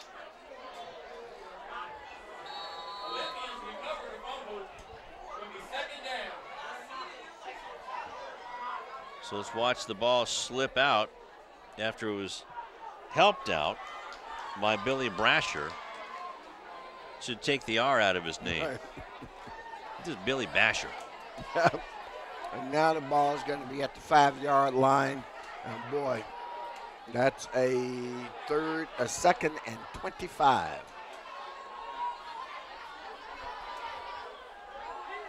Smith fires it, almost intercepted. The pass is intended for Hunt, Andre Hunt. And Shamon Moore had visions of 6 points dancing in his head. I think he definitely was looking for the right player in terms of Hunt, who's shown he can catch it. What I'd like to see him do is put Hunt out there on an island in some one-on-one action, as we saw when he took the ball away on that touchdown in the first half. It's going to be hard for any guy one-on-one to stay with him. But right now, they just want to maintain possession here. Trying to get up just to the line of scrimmage is Bowen. He did a yeoman's effort getting up to the 15-yard line. So he got 10 yards back. And it'll be 4th down. Gave him a little breathing room as he got him from out of the shadow of their own goal. But it still bring up 4th and long nonetheless. The ball's going to be at the 15-yard line. So it's a 4th and 15, obvious punting situation for him. Jake Palmer with a nice tackle. Or else Bowen could have gotten 10 more, at least. So Culpepper back in punt formation at his own 2-yard line. Shamon Moore at his own 45. Got to get coverage, got to get coverage, got to get coverage. So actually that was Palmer back in receiving formation, and he didn't want anything to do with that ball. Well, I like how the special teams of the Olympians got back in coverage to prevent any type of return. So it's inside of Leuzinger territory at the 46-yard line. But it gives them a lot of breathing room, quite frankly. They've got 46 yards to defend, and all they got to do is continue to take it one play at a time. But this is the biggest drive of the game for the Leuzinger defense, because they're already down 21-8, and they certainly can't afford to go down anymore. The new running back for El Segundo, and that's Ashton Saltz.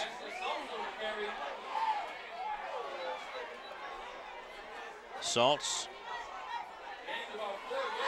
is a junior, 6'1", gets inside the 45 to the 43. So 3 yards for Ashton. 3 for Ashton. One of the things that I'm thinking, Lou, is that when Tawasi isn't on the field as a running back, I'm not so sure you don't put some pressure on the quarterback, particularly if he's in the shotgun, by coming with the blitz. Leuzinger in a classic 4-3 sideline, caught. Not too much yardage, but still good enough for a first down. And making the catch is Landon Sharp. Well, here's the point. If you're going to let Jason Cale sit back there and pick out his receivers, as you can see, he's starting to warm up, had a bunch of incompletions there last 34 seconds of the first half because he was just trying to advance the ball and get a cheap score. Leuzinger was playing good defense. But, man, when he has the time, he's picking them apart. That's right. He had a lot of time that time. Out of the eye, power eye formation for the Eagles. Play action, down the middle, and overthrows his man. So Jake Palmer was the intended receiver. And it'll be 2nd and 10 from the 35. 4:47 left to go in the third quarter. That's a nice tight spiral. And good no, go ahead. I was just going to say good defense by Leuzinger to slow Palmer down. But Cale just overthrew him too. Blitz, nope. And a good hit by Leuzinger, but somehow Saltz gets out of it. And wrestled down by Michael Carrera. And now Carrera goes down after making the tackle. Watch this hit. Well, that's Hunt there. First guy. Second guy, number 5, he took a little bit of it. Boy, it's hard to see where Carrera would have gotten hurt. I know number 5 came up a little wobbly, but he got his feet back under him. Montiero win. But I think it appeared, if we can see it one more time, Carrera landed on Saltz's helmet. See, there's Wynn. Now, watch him go down. And now let's see. Maybe, oh, no, he just twisted. Maybe they're favoring his right ankle.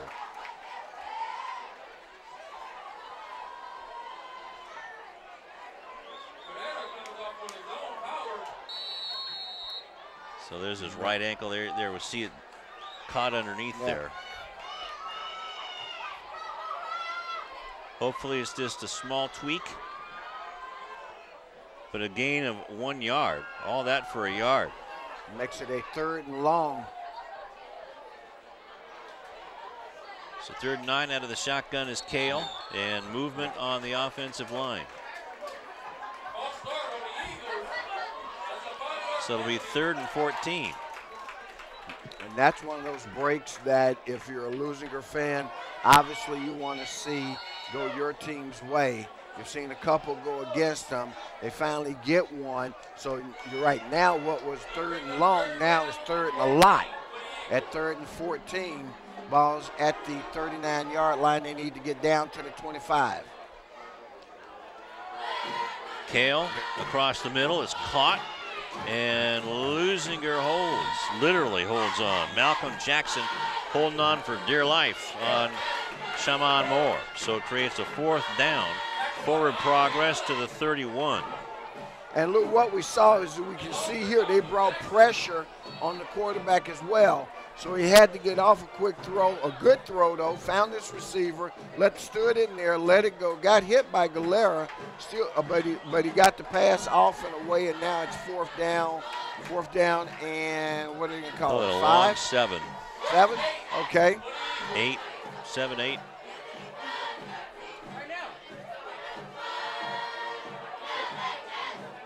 Actually, I think it's less than that. But the throw down, and it's caught wide open is Shimon Moore and waltzes into the end zone. Touchdown, El Segundo. And again, what we talked about was out of the shotgun. The quarterback had an opportunity to sit back, pick out his receiver. Well, we can see that replay. That's what it was talking about when you've got to blitz him. Look, there's nobody there. There's not a defender even in the frame. Just like practice. That's pure pitch and catch. Look at the replay. Beautiful. Nobody's here. That's where, as I said, you had him in third and long, out of the shotgun. You got to come with a blitz, no blitz. He picks out a receiver, Shimon Moore, considered to be their best receiver because he's a returner, and that's a touchdown. And Rufus, he was locked on him all the way, too. Didn't check off or anything. So that's my guy. And he got open. The defender stumbled just a step, just enough for Moore to get away from him. And then that was 6. And there was a little bit of pushing and shoving going on, so I don't know if there's going to be some yardage marked off on the kickoff or not. Right there. Yeah, well, that's frustration. You got shoving, you got taunting, you got a little bit of everything. I think that you kind of let it go and forget about it. Kick is no good, so it's 27-8 with 2:53 left to go in the third quarter. A 31-yard bomb strike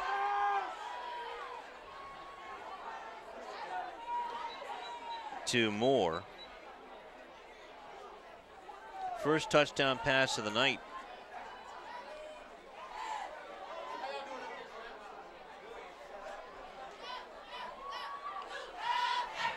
So timeout on the field. There's Damian Porter trying to figure out how to get his guys back on the board.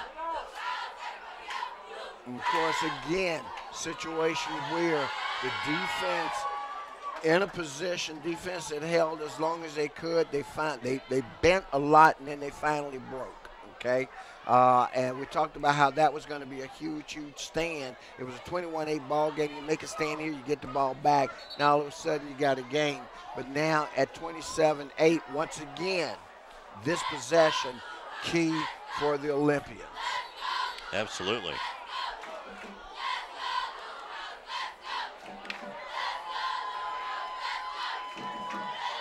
So Cale Namore probably hear that a lot this season. Yep. So the penalty was against El Segundo. So the kickoff for Villalobos will be from his own 25. So it's squib kicked. It'll go out of bounds at the 25.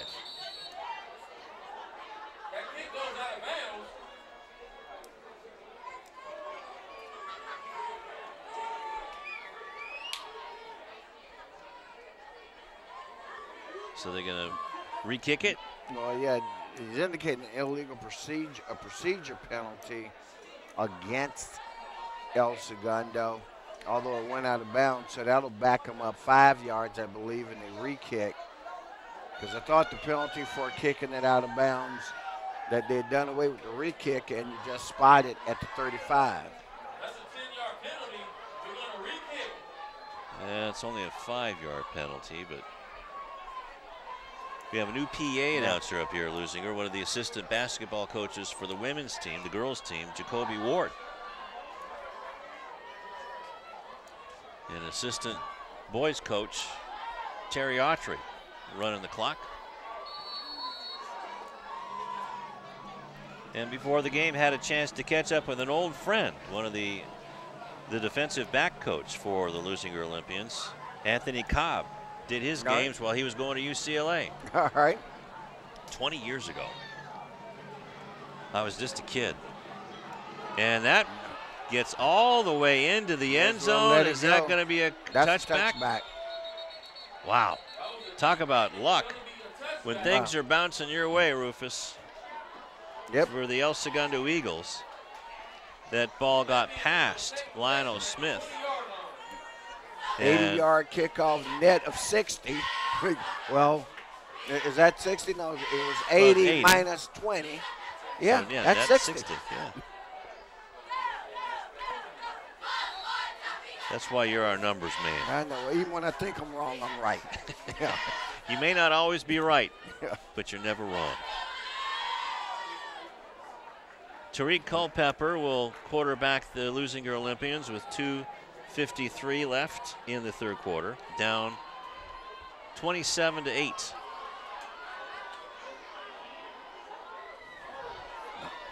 Lost his footing there. Again, the gremlin of the field. And the conditions on the field are pretty good. And I must admit, I give a lot of credit to a Leuzinger program, first of all, for having the field well marked. And I can tell you from years gone by, brother, it was a guessing game as to what yard you're on. Yeah. And there were no numbers on the field.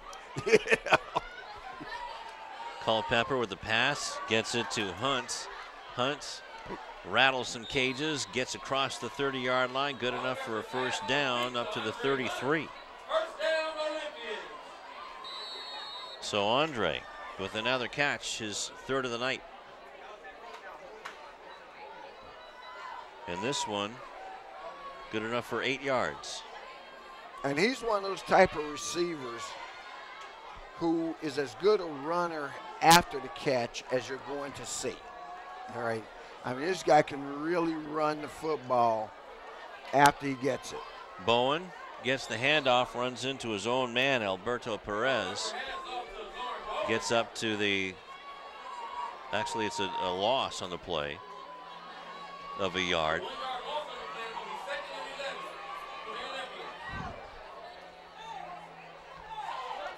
A little bit of a mix-up, a high snap to Culpepper. But you look at Andre and Antonio Hunt. Andre is 6 feet, 170. Twin Antonio is 5'9". So the pass is complete over the far sideline. Almost got away up to about the 48-yard line, and that was Montiero Wynn Jr. And that was Shamon Moore, who made what could have been a touchdown-saving tackle. Ball gets marked at the 47-yard line. So 15 yards.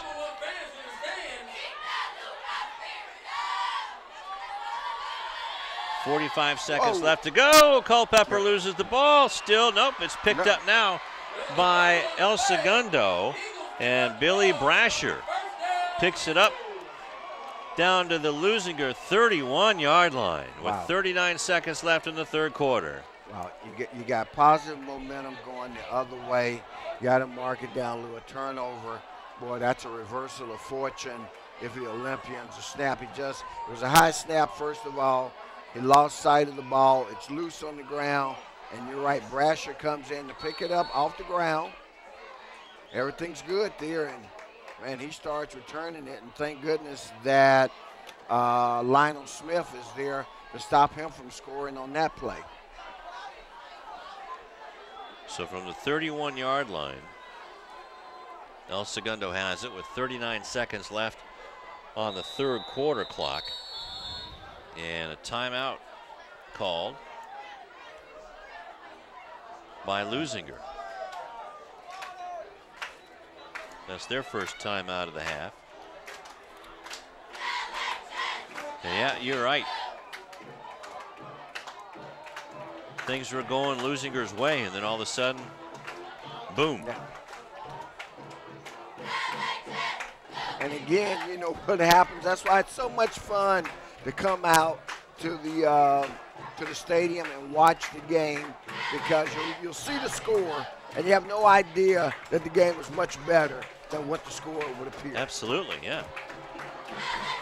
The ball has definitely been bouncing El Segundo's way.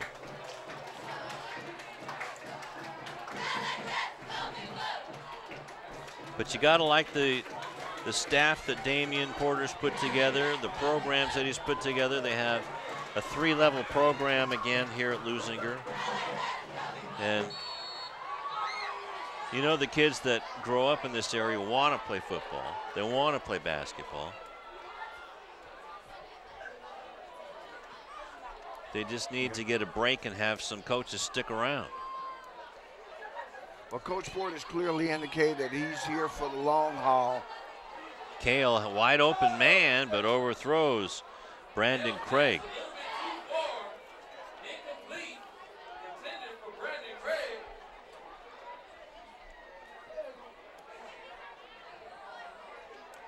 Too much time, too much time, too much time. Another way of saying not enough pressure on him. Now, having said that, that means you got to give credit to the O-line of El Segundo. That's right. That, man, they're giving him that kind of time because, boy, those guys are protected. Yep, you look at Jason Kale's uniform. He doesn't have a whole lot of grass stains on it. Ball is handed off. And that's Taz. Taz spins out of another tackle. Tawasi goes all the way down inside the 15-yard line down to the 11. So 20-yard gain for Taz Tawasi. And that's what I mean when they talk about the pressure that they put on you, both on the ground and through the air. And Tawasi comes back on the field. 2 tackles missed.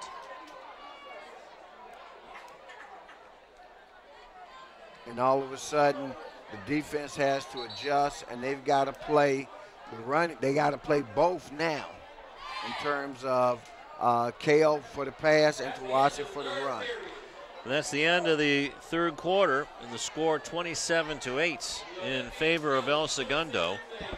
And glad you joined us on CityTV Sports. Our first of many football games.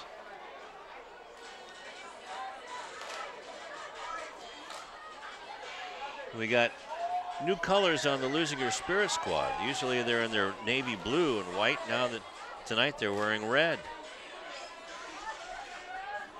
And the Leuzinger fans looking for something to cheer about tonight. Well, they've certainly got reason to be optimistic about what the year holds, because as the season goes on, this team is going to get better and better and better. So 2 scores. Taz had a 5-yard run to make it 21-8, and then Kale 31-yard pass to Moore to make it 27-8. And that was the scoring, but Leuzinger again, they had their chances. And now their back is against the wall yet again. At the 11-yard line. Where it's a 1st and 10.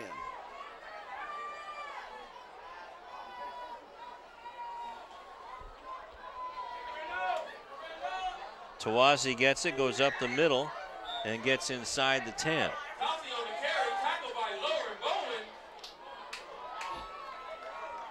Down to the 8-yard line. So a 3-yard gain by Tawasi. Just a little delay. See, trying to get that extra yardage by putting that ball forward. Out of the eye. Taz dotting the eye.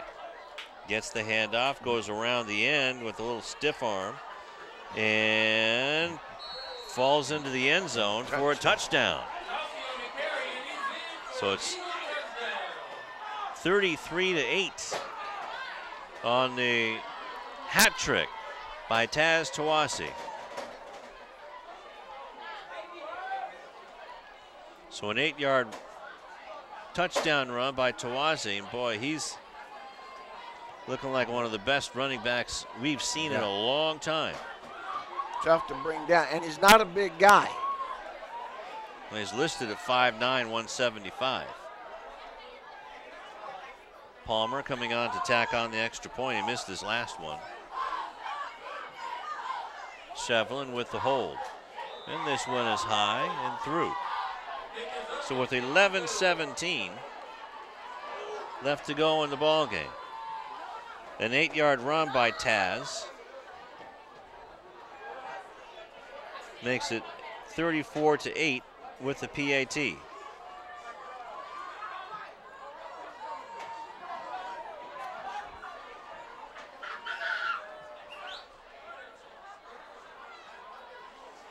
So a three-yard drive, or three-play drive, excuse me.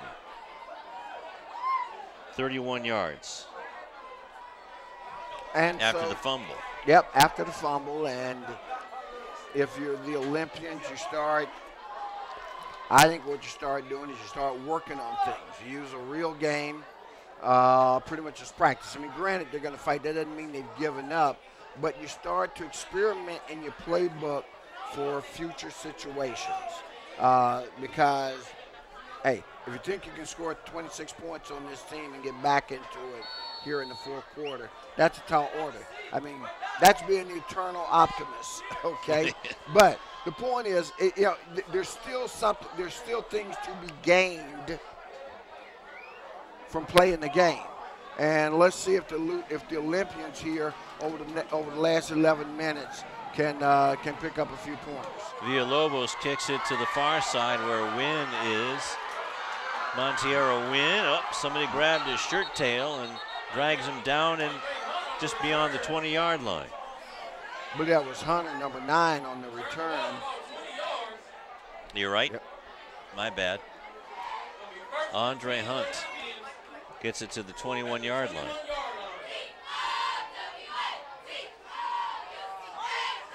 With 11:08 left to go in the fourth quarter. So again, by my count, that's the first positive thing there. Gets it out to the 20, because boy, he reversed course to inside the 5 and before he turned it upfield. Culpepper at quarterback. Smith, one of the receivers in the slot, split to the far side. Bowen gets the handoff. Here comes Bowen up to the 40, 45, gets smacked head on by Taz Tawazi and gets up to the 48-yard line. And so Tawazi takes as good as he gives, because he had to take a lot on that one. And that was a lick he put on. Bam.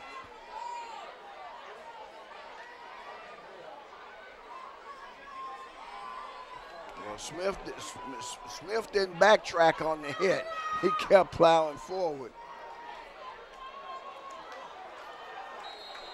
And again, across the 50-yard line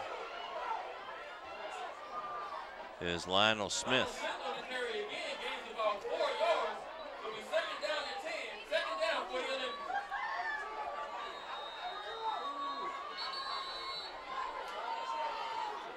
Another timeout being taken.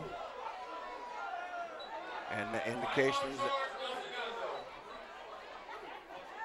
so that's their second with 10:09 left here in the contest.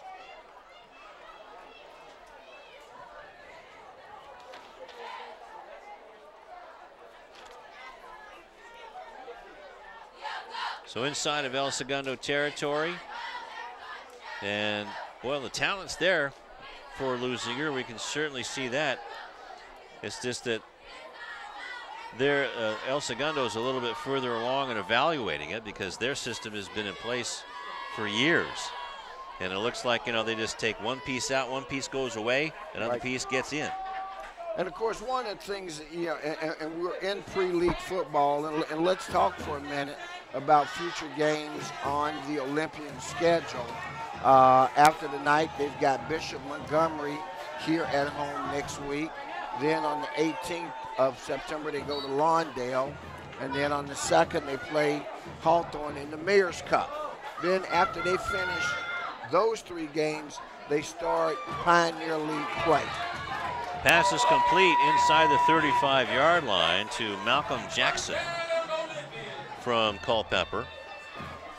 That's his first attempt and first completion. And what folks don't know or may not realize is that you can get a playoff seeding based on your league play, much more so as opposed to your non-league play. Culpeper keeps it, goes up the middle, and slides across the 25-yard line down to about the 23. So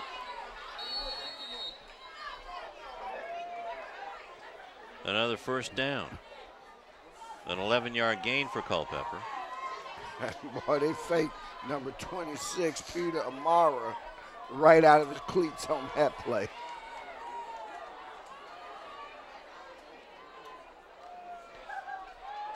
Smith gets met at the line and wrangled down by the Eagles. Lionel is 5'6" senior. And I like how Culpepper has run the offense tonight, you know. He's shown his versatility, certainly on the ground, but he manages a good football game. Now, who we haven't seen for a while under center is number 13, Jeremiah Smith. Culpepper throwing towards the end zone, and it's going to be a pass interference call. Ball was intended for Malcolm Jackson.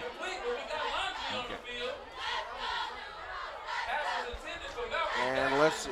Well, the key is where do you mark that off from? Now, that was down at the 1-yard line, but do they bring it back to? I think it's just a 15-yard penalty. It's not like the pros where it's down at the spot of the foul.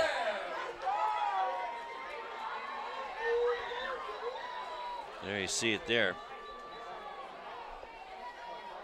Get another look at it. The defender was not looking at the ball. Had his head in looking at the receiver. So it's 15 yards.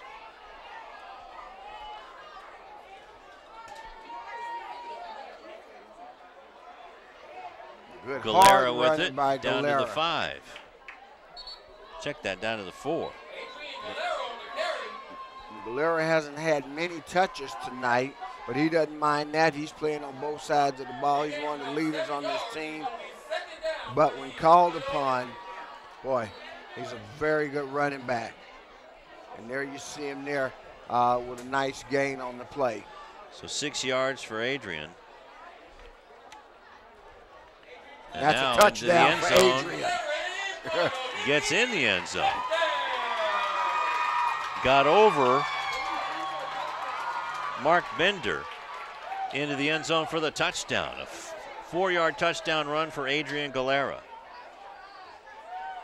And a nice drive put together by the Olympians, going 79 yards. And they're going to go for 2.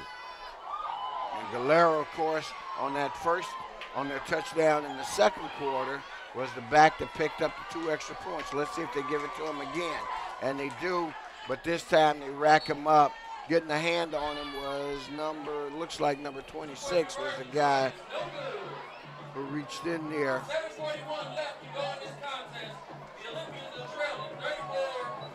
Peter Amara?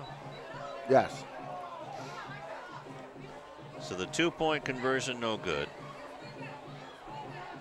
Makes the score 34-14.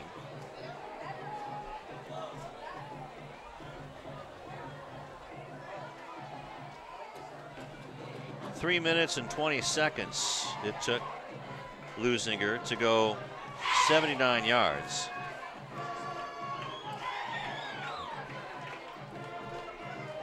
And that was a good-looking drive. Boy, that's what they need a lot more of.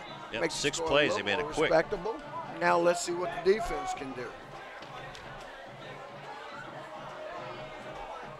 And fans, if you're out there thinking that, don't.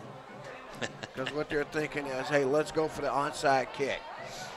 And I think you're better off kick the ball away, hope your coverage gets there, and make these guys go the length of the field. You don't want to give them a short field.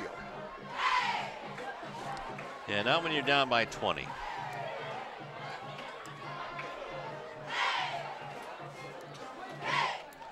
Like I say, even though these games count, they're preseason, and the Olympians not knowing each other too well, they really need to work on the fundamentals. There you go, there you go, there you go. Nice kick, fielded at the 10-yard line. Get your coverage Looking for there. his holds, and gets up to the 30-yard line. Okay, that's not bad. 70-yard field. Jake Palmer and Malcolm Jackson, who had the pass interference call.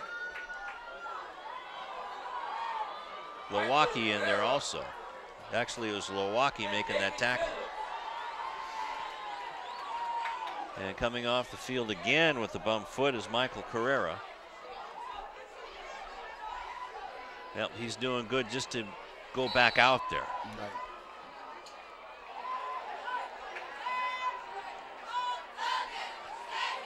And we see Edgar Maharis, the middle linebacker who had the high ankle sprain. He's walking around with a boot, an ankle boot. So from the 30-yard line, 7:31 left in the fourth quarter.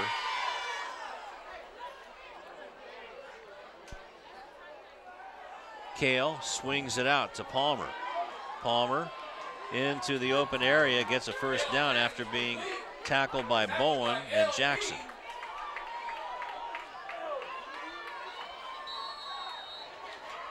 So a 10-yard gain.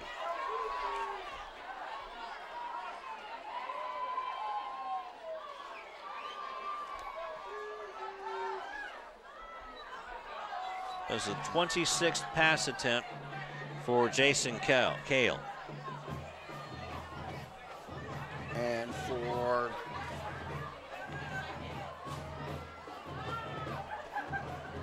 El Segundo will set up their next set of games in just a moment.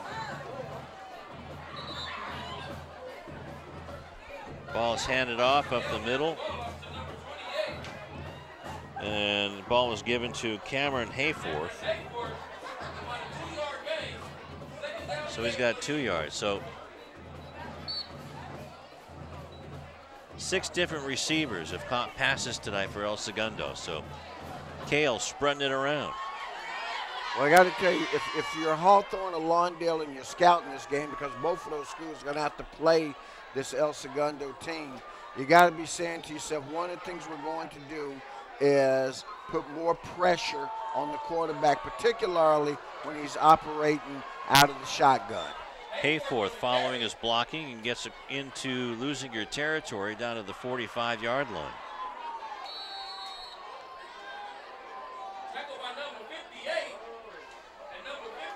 So an 11-yard run for Hayforth and a first down. Well, there's a face mask there that got missed.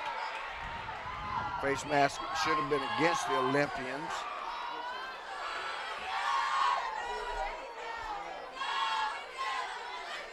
Well, it's their first game too, maybe. Out of the eye. Defensive formation switches around. 8 in the box for the Olympians. Hayforth says, so what? Gets 5 yards.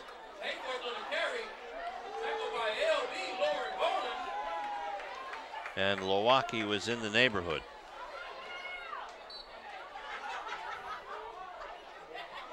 So Taz Tawasi maybe taking the rest of the night off, and it doesn't look like there's any let up once you put Cameron Hayforth, the senior, in there. Just a pounded out, grinded out guy, where Tawasi is literally a Tasmanian devil out there. Right. Out of the eye. Hayforth gets it again. Hayforth dragging Daniel Carmichael with him and gets down to the 36. So it'll be 3rd down and 1. And what you're seeing is that there's no let up after Tawasi goes out and Hayforth comes in. I mean, so you got to credit that offensive line. Talent. That's right. That offensive line's doing a great job, as usual.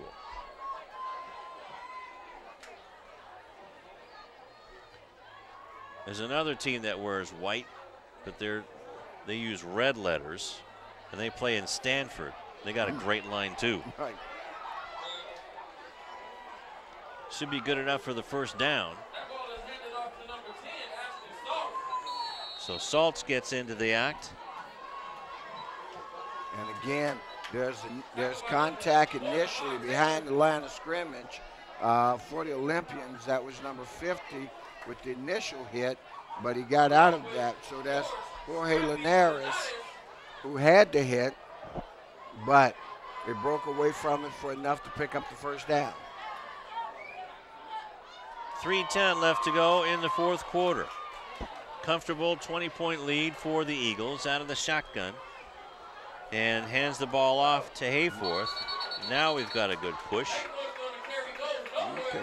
Well, that's nothing to brag about. I mean, that it took 4 of you to bring down one guy. Lamont Taylor and Linares Come on there. now. I mean, let's watch the replay.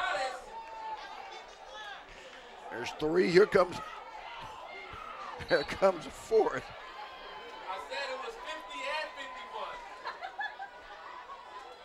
So a loss of 3 on the play for Hayforth.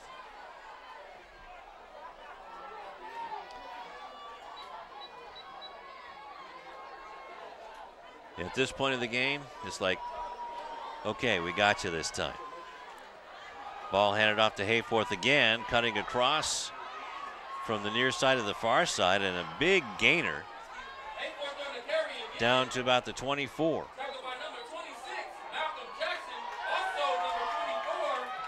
Jackson on the tackle, but look at Hayforth.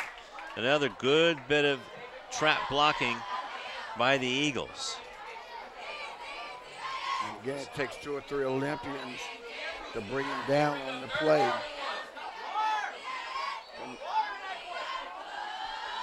So an 11-yard gain, so now it's 3rd and 1. A long one at the 24-yard line. Under center. Eye is split behind it. Saltz gets hit trying to get the ball away from him. And finally the whistle gets blown. Right, because they never get him down actually. So a loss on the play. We'll call it a no gain.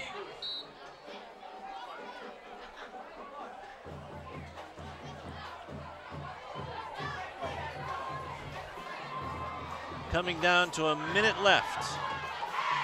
4th and 1.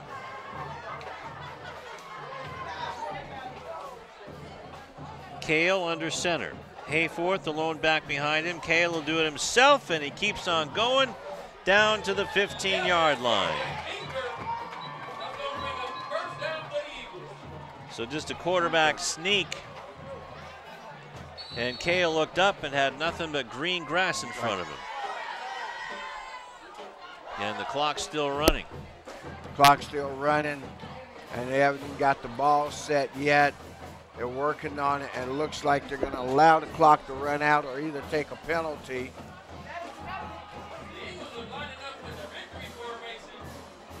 Okay. First down, shouldn't have stopped the clock, or? Well, they'll take a snap, but they're pretty much indicating. And this is one of those key things. Okay, so they take the knee. That ends the game.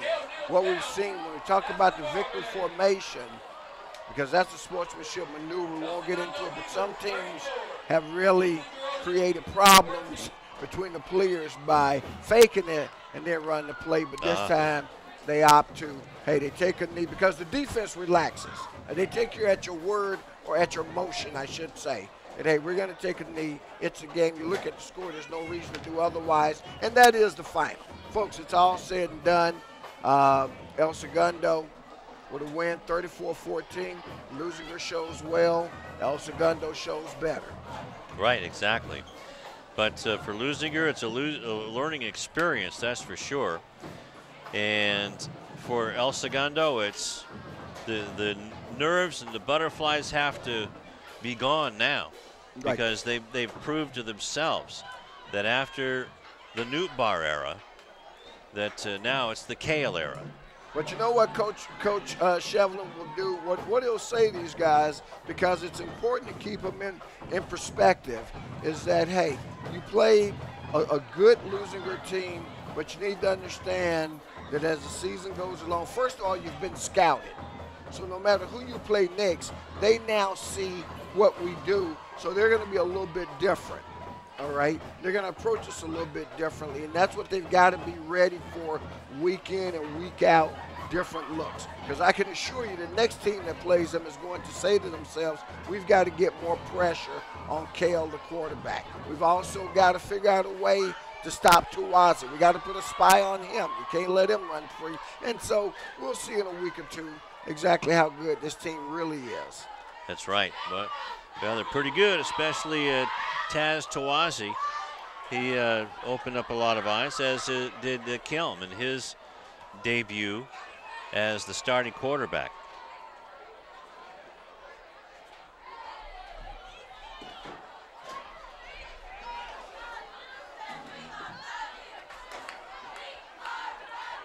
As the quarterback for the El Segundo Eagles.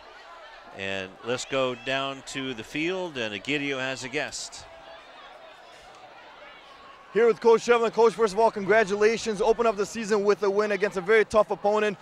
We talked at halftime. You said you guys needed to settle down a little bit, and I think you guys just did that. How do you think your team played in the second half here? I thought we played much more relaxed. Taz was cramping up, so I know he's kind of the focal point. We're trying to ease him off and get the other guys their reps. And we just took a deep breath and tried to slow things down. We had I thought it was a comfortable lead, so that we could maybe work the clock and practice some other kids. And then, they came back and scored, so put a little pressure on us to finish out the quarter. But I thought it was a good second half for us. Played well. Jason Kale, big shoes to fill, stepping in for Lars Nuba. How do you think he played in the first game of his career pretty much as a starter here tonight? I thought he did exactly what we wanted to make. Some great plays, ran the offense, was very efficient. We got a couple drops that he made some great balls.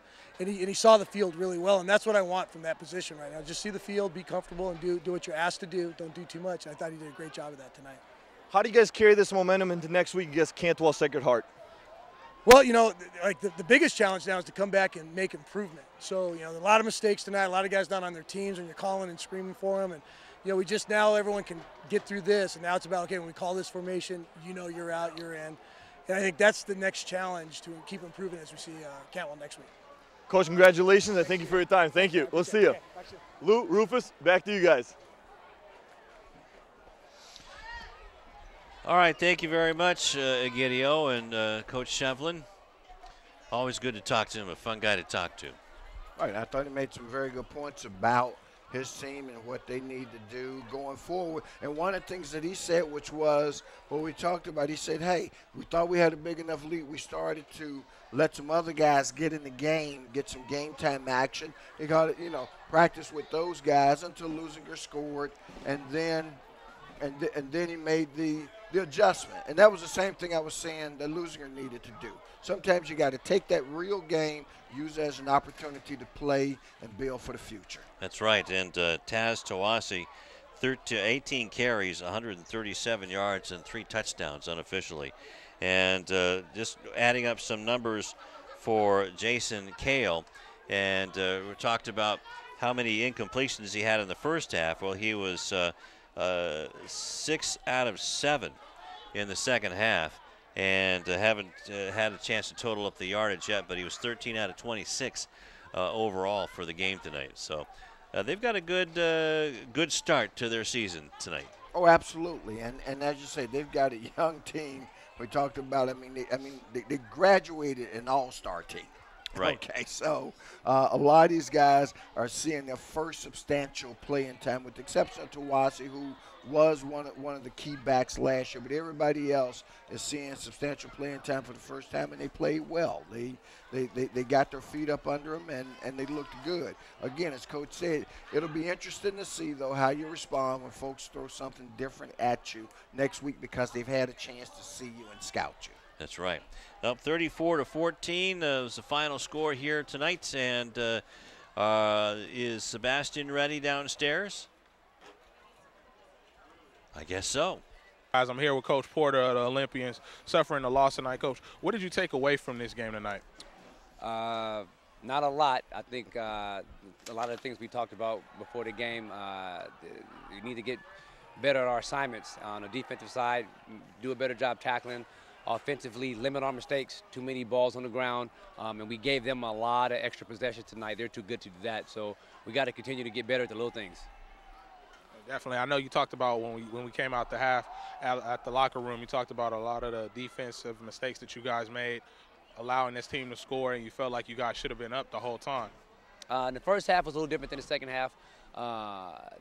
They were able to take advantage of. We made more mistakes in the second half than we did in the first. And as long as we continue to do that, it's like we're playing against two teams. We got to beat the opponent, and we also got to try to overcome ourselves. And that's a tough, tall order for a young team. So go back and we'll watch the film and try to clean up the mistakes. We got another one next week, so we'll look forward to coming back on Monday, getting back to work. Good luck to you, Coach. Thanks, man. Appreciate it. All right. Back to you guys.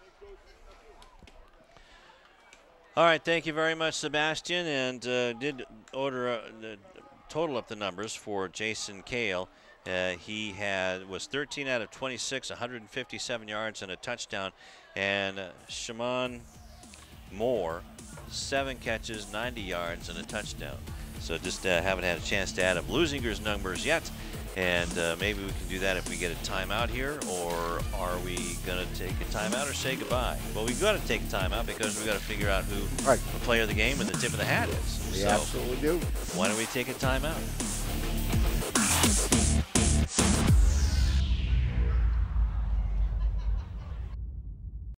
Hi, I'm Donnell Beverly from the University of Connecticut, home of the 2011 National Championship UConn Huskies basketball team, and your Leuzinger Olympians. Beverly around the back, follow-away jumper, good, beautiful shot. It wasn't too long ago that I was playing basketball right here. I just want to thank him for having me here. I'm honored to play here. And the Huskies are the top dog in 2011. Winning the NCAA championship has always been a goal of mine, but so is getting a great education that will last me a lifetime. You can achieve your goals too. All you have to do is work hard and dream hard, and you can do anything you put your mind to.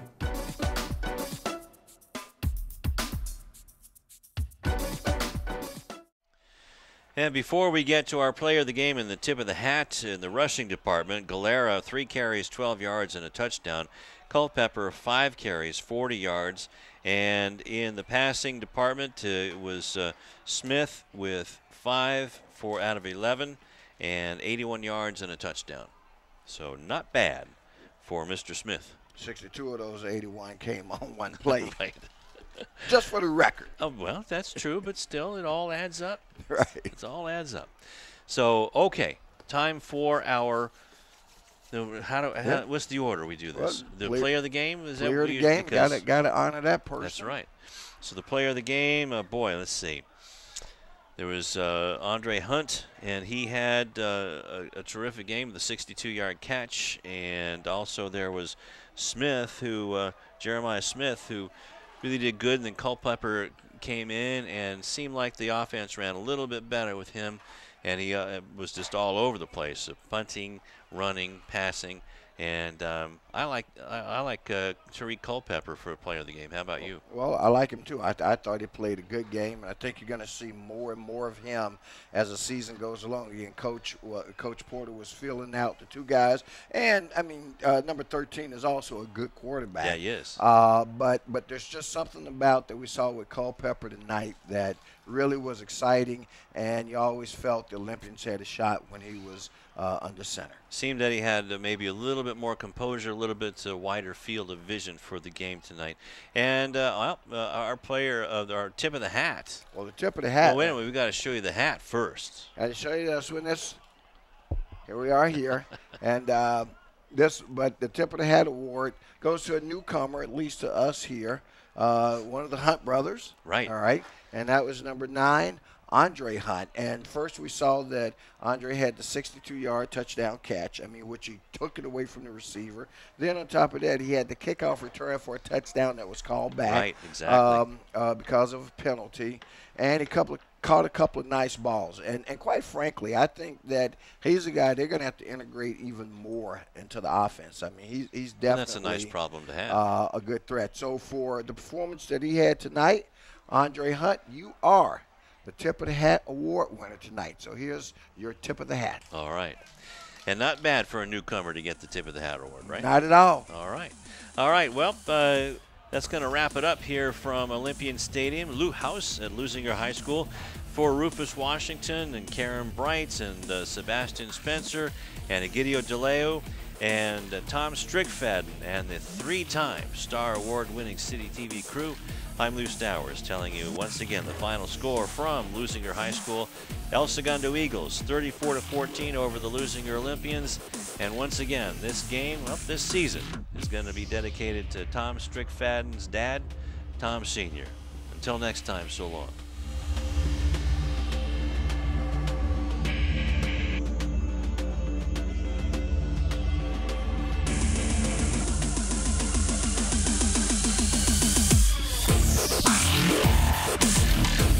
Yeah.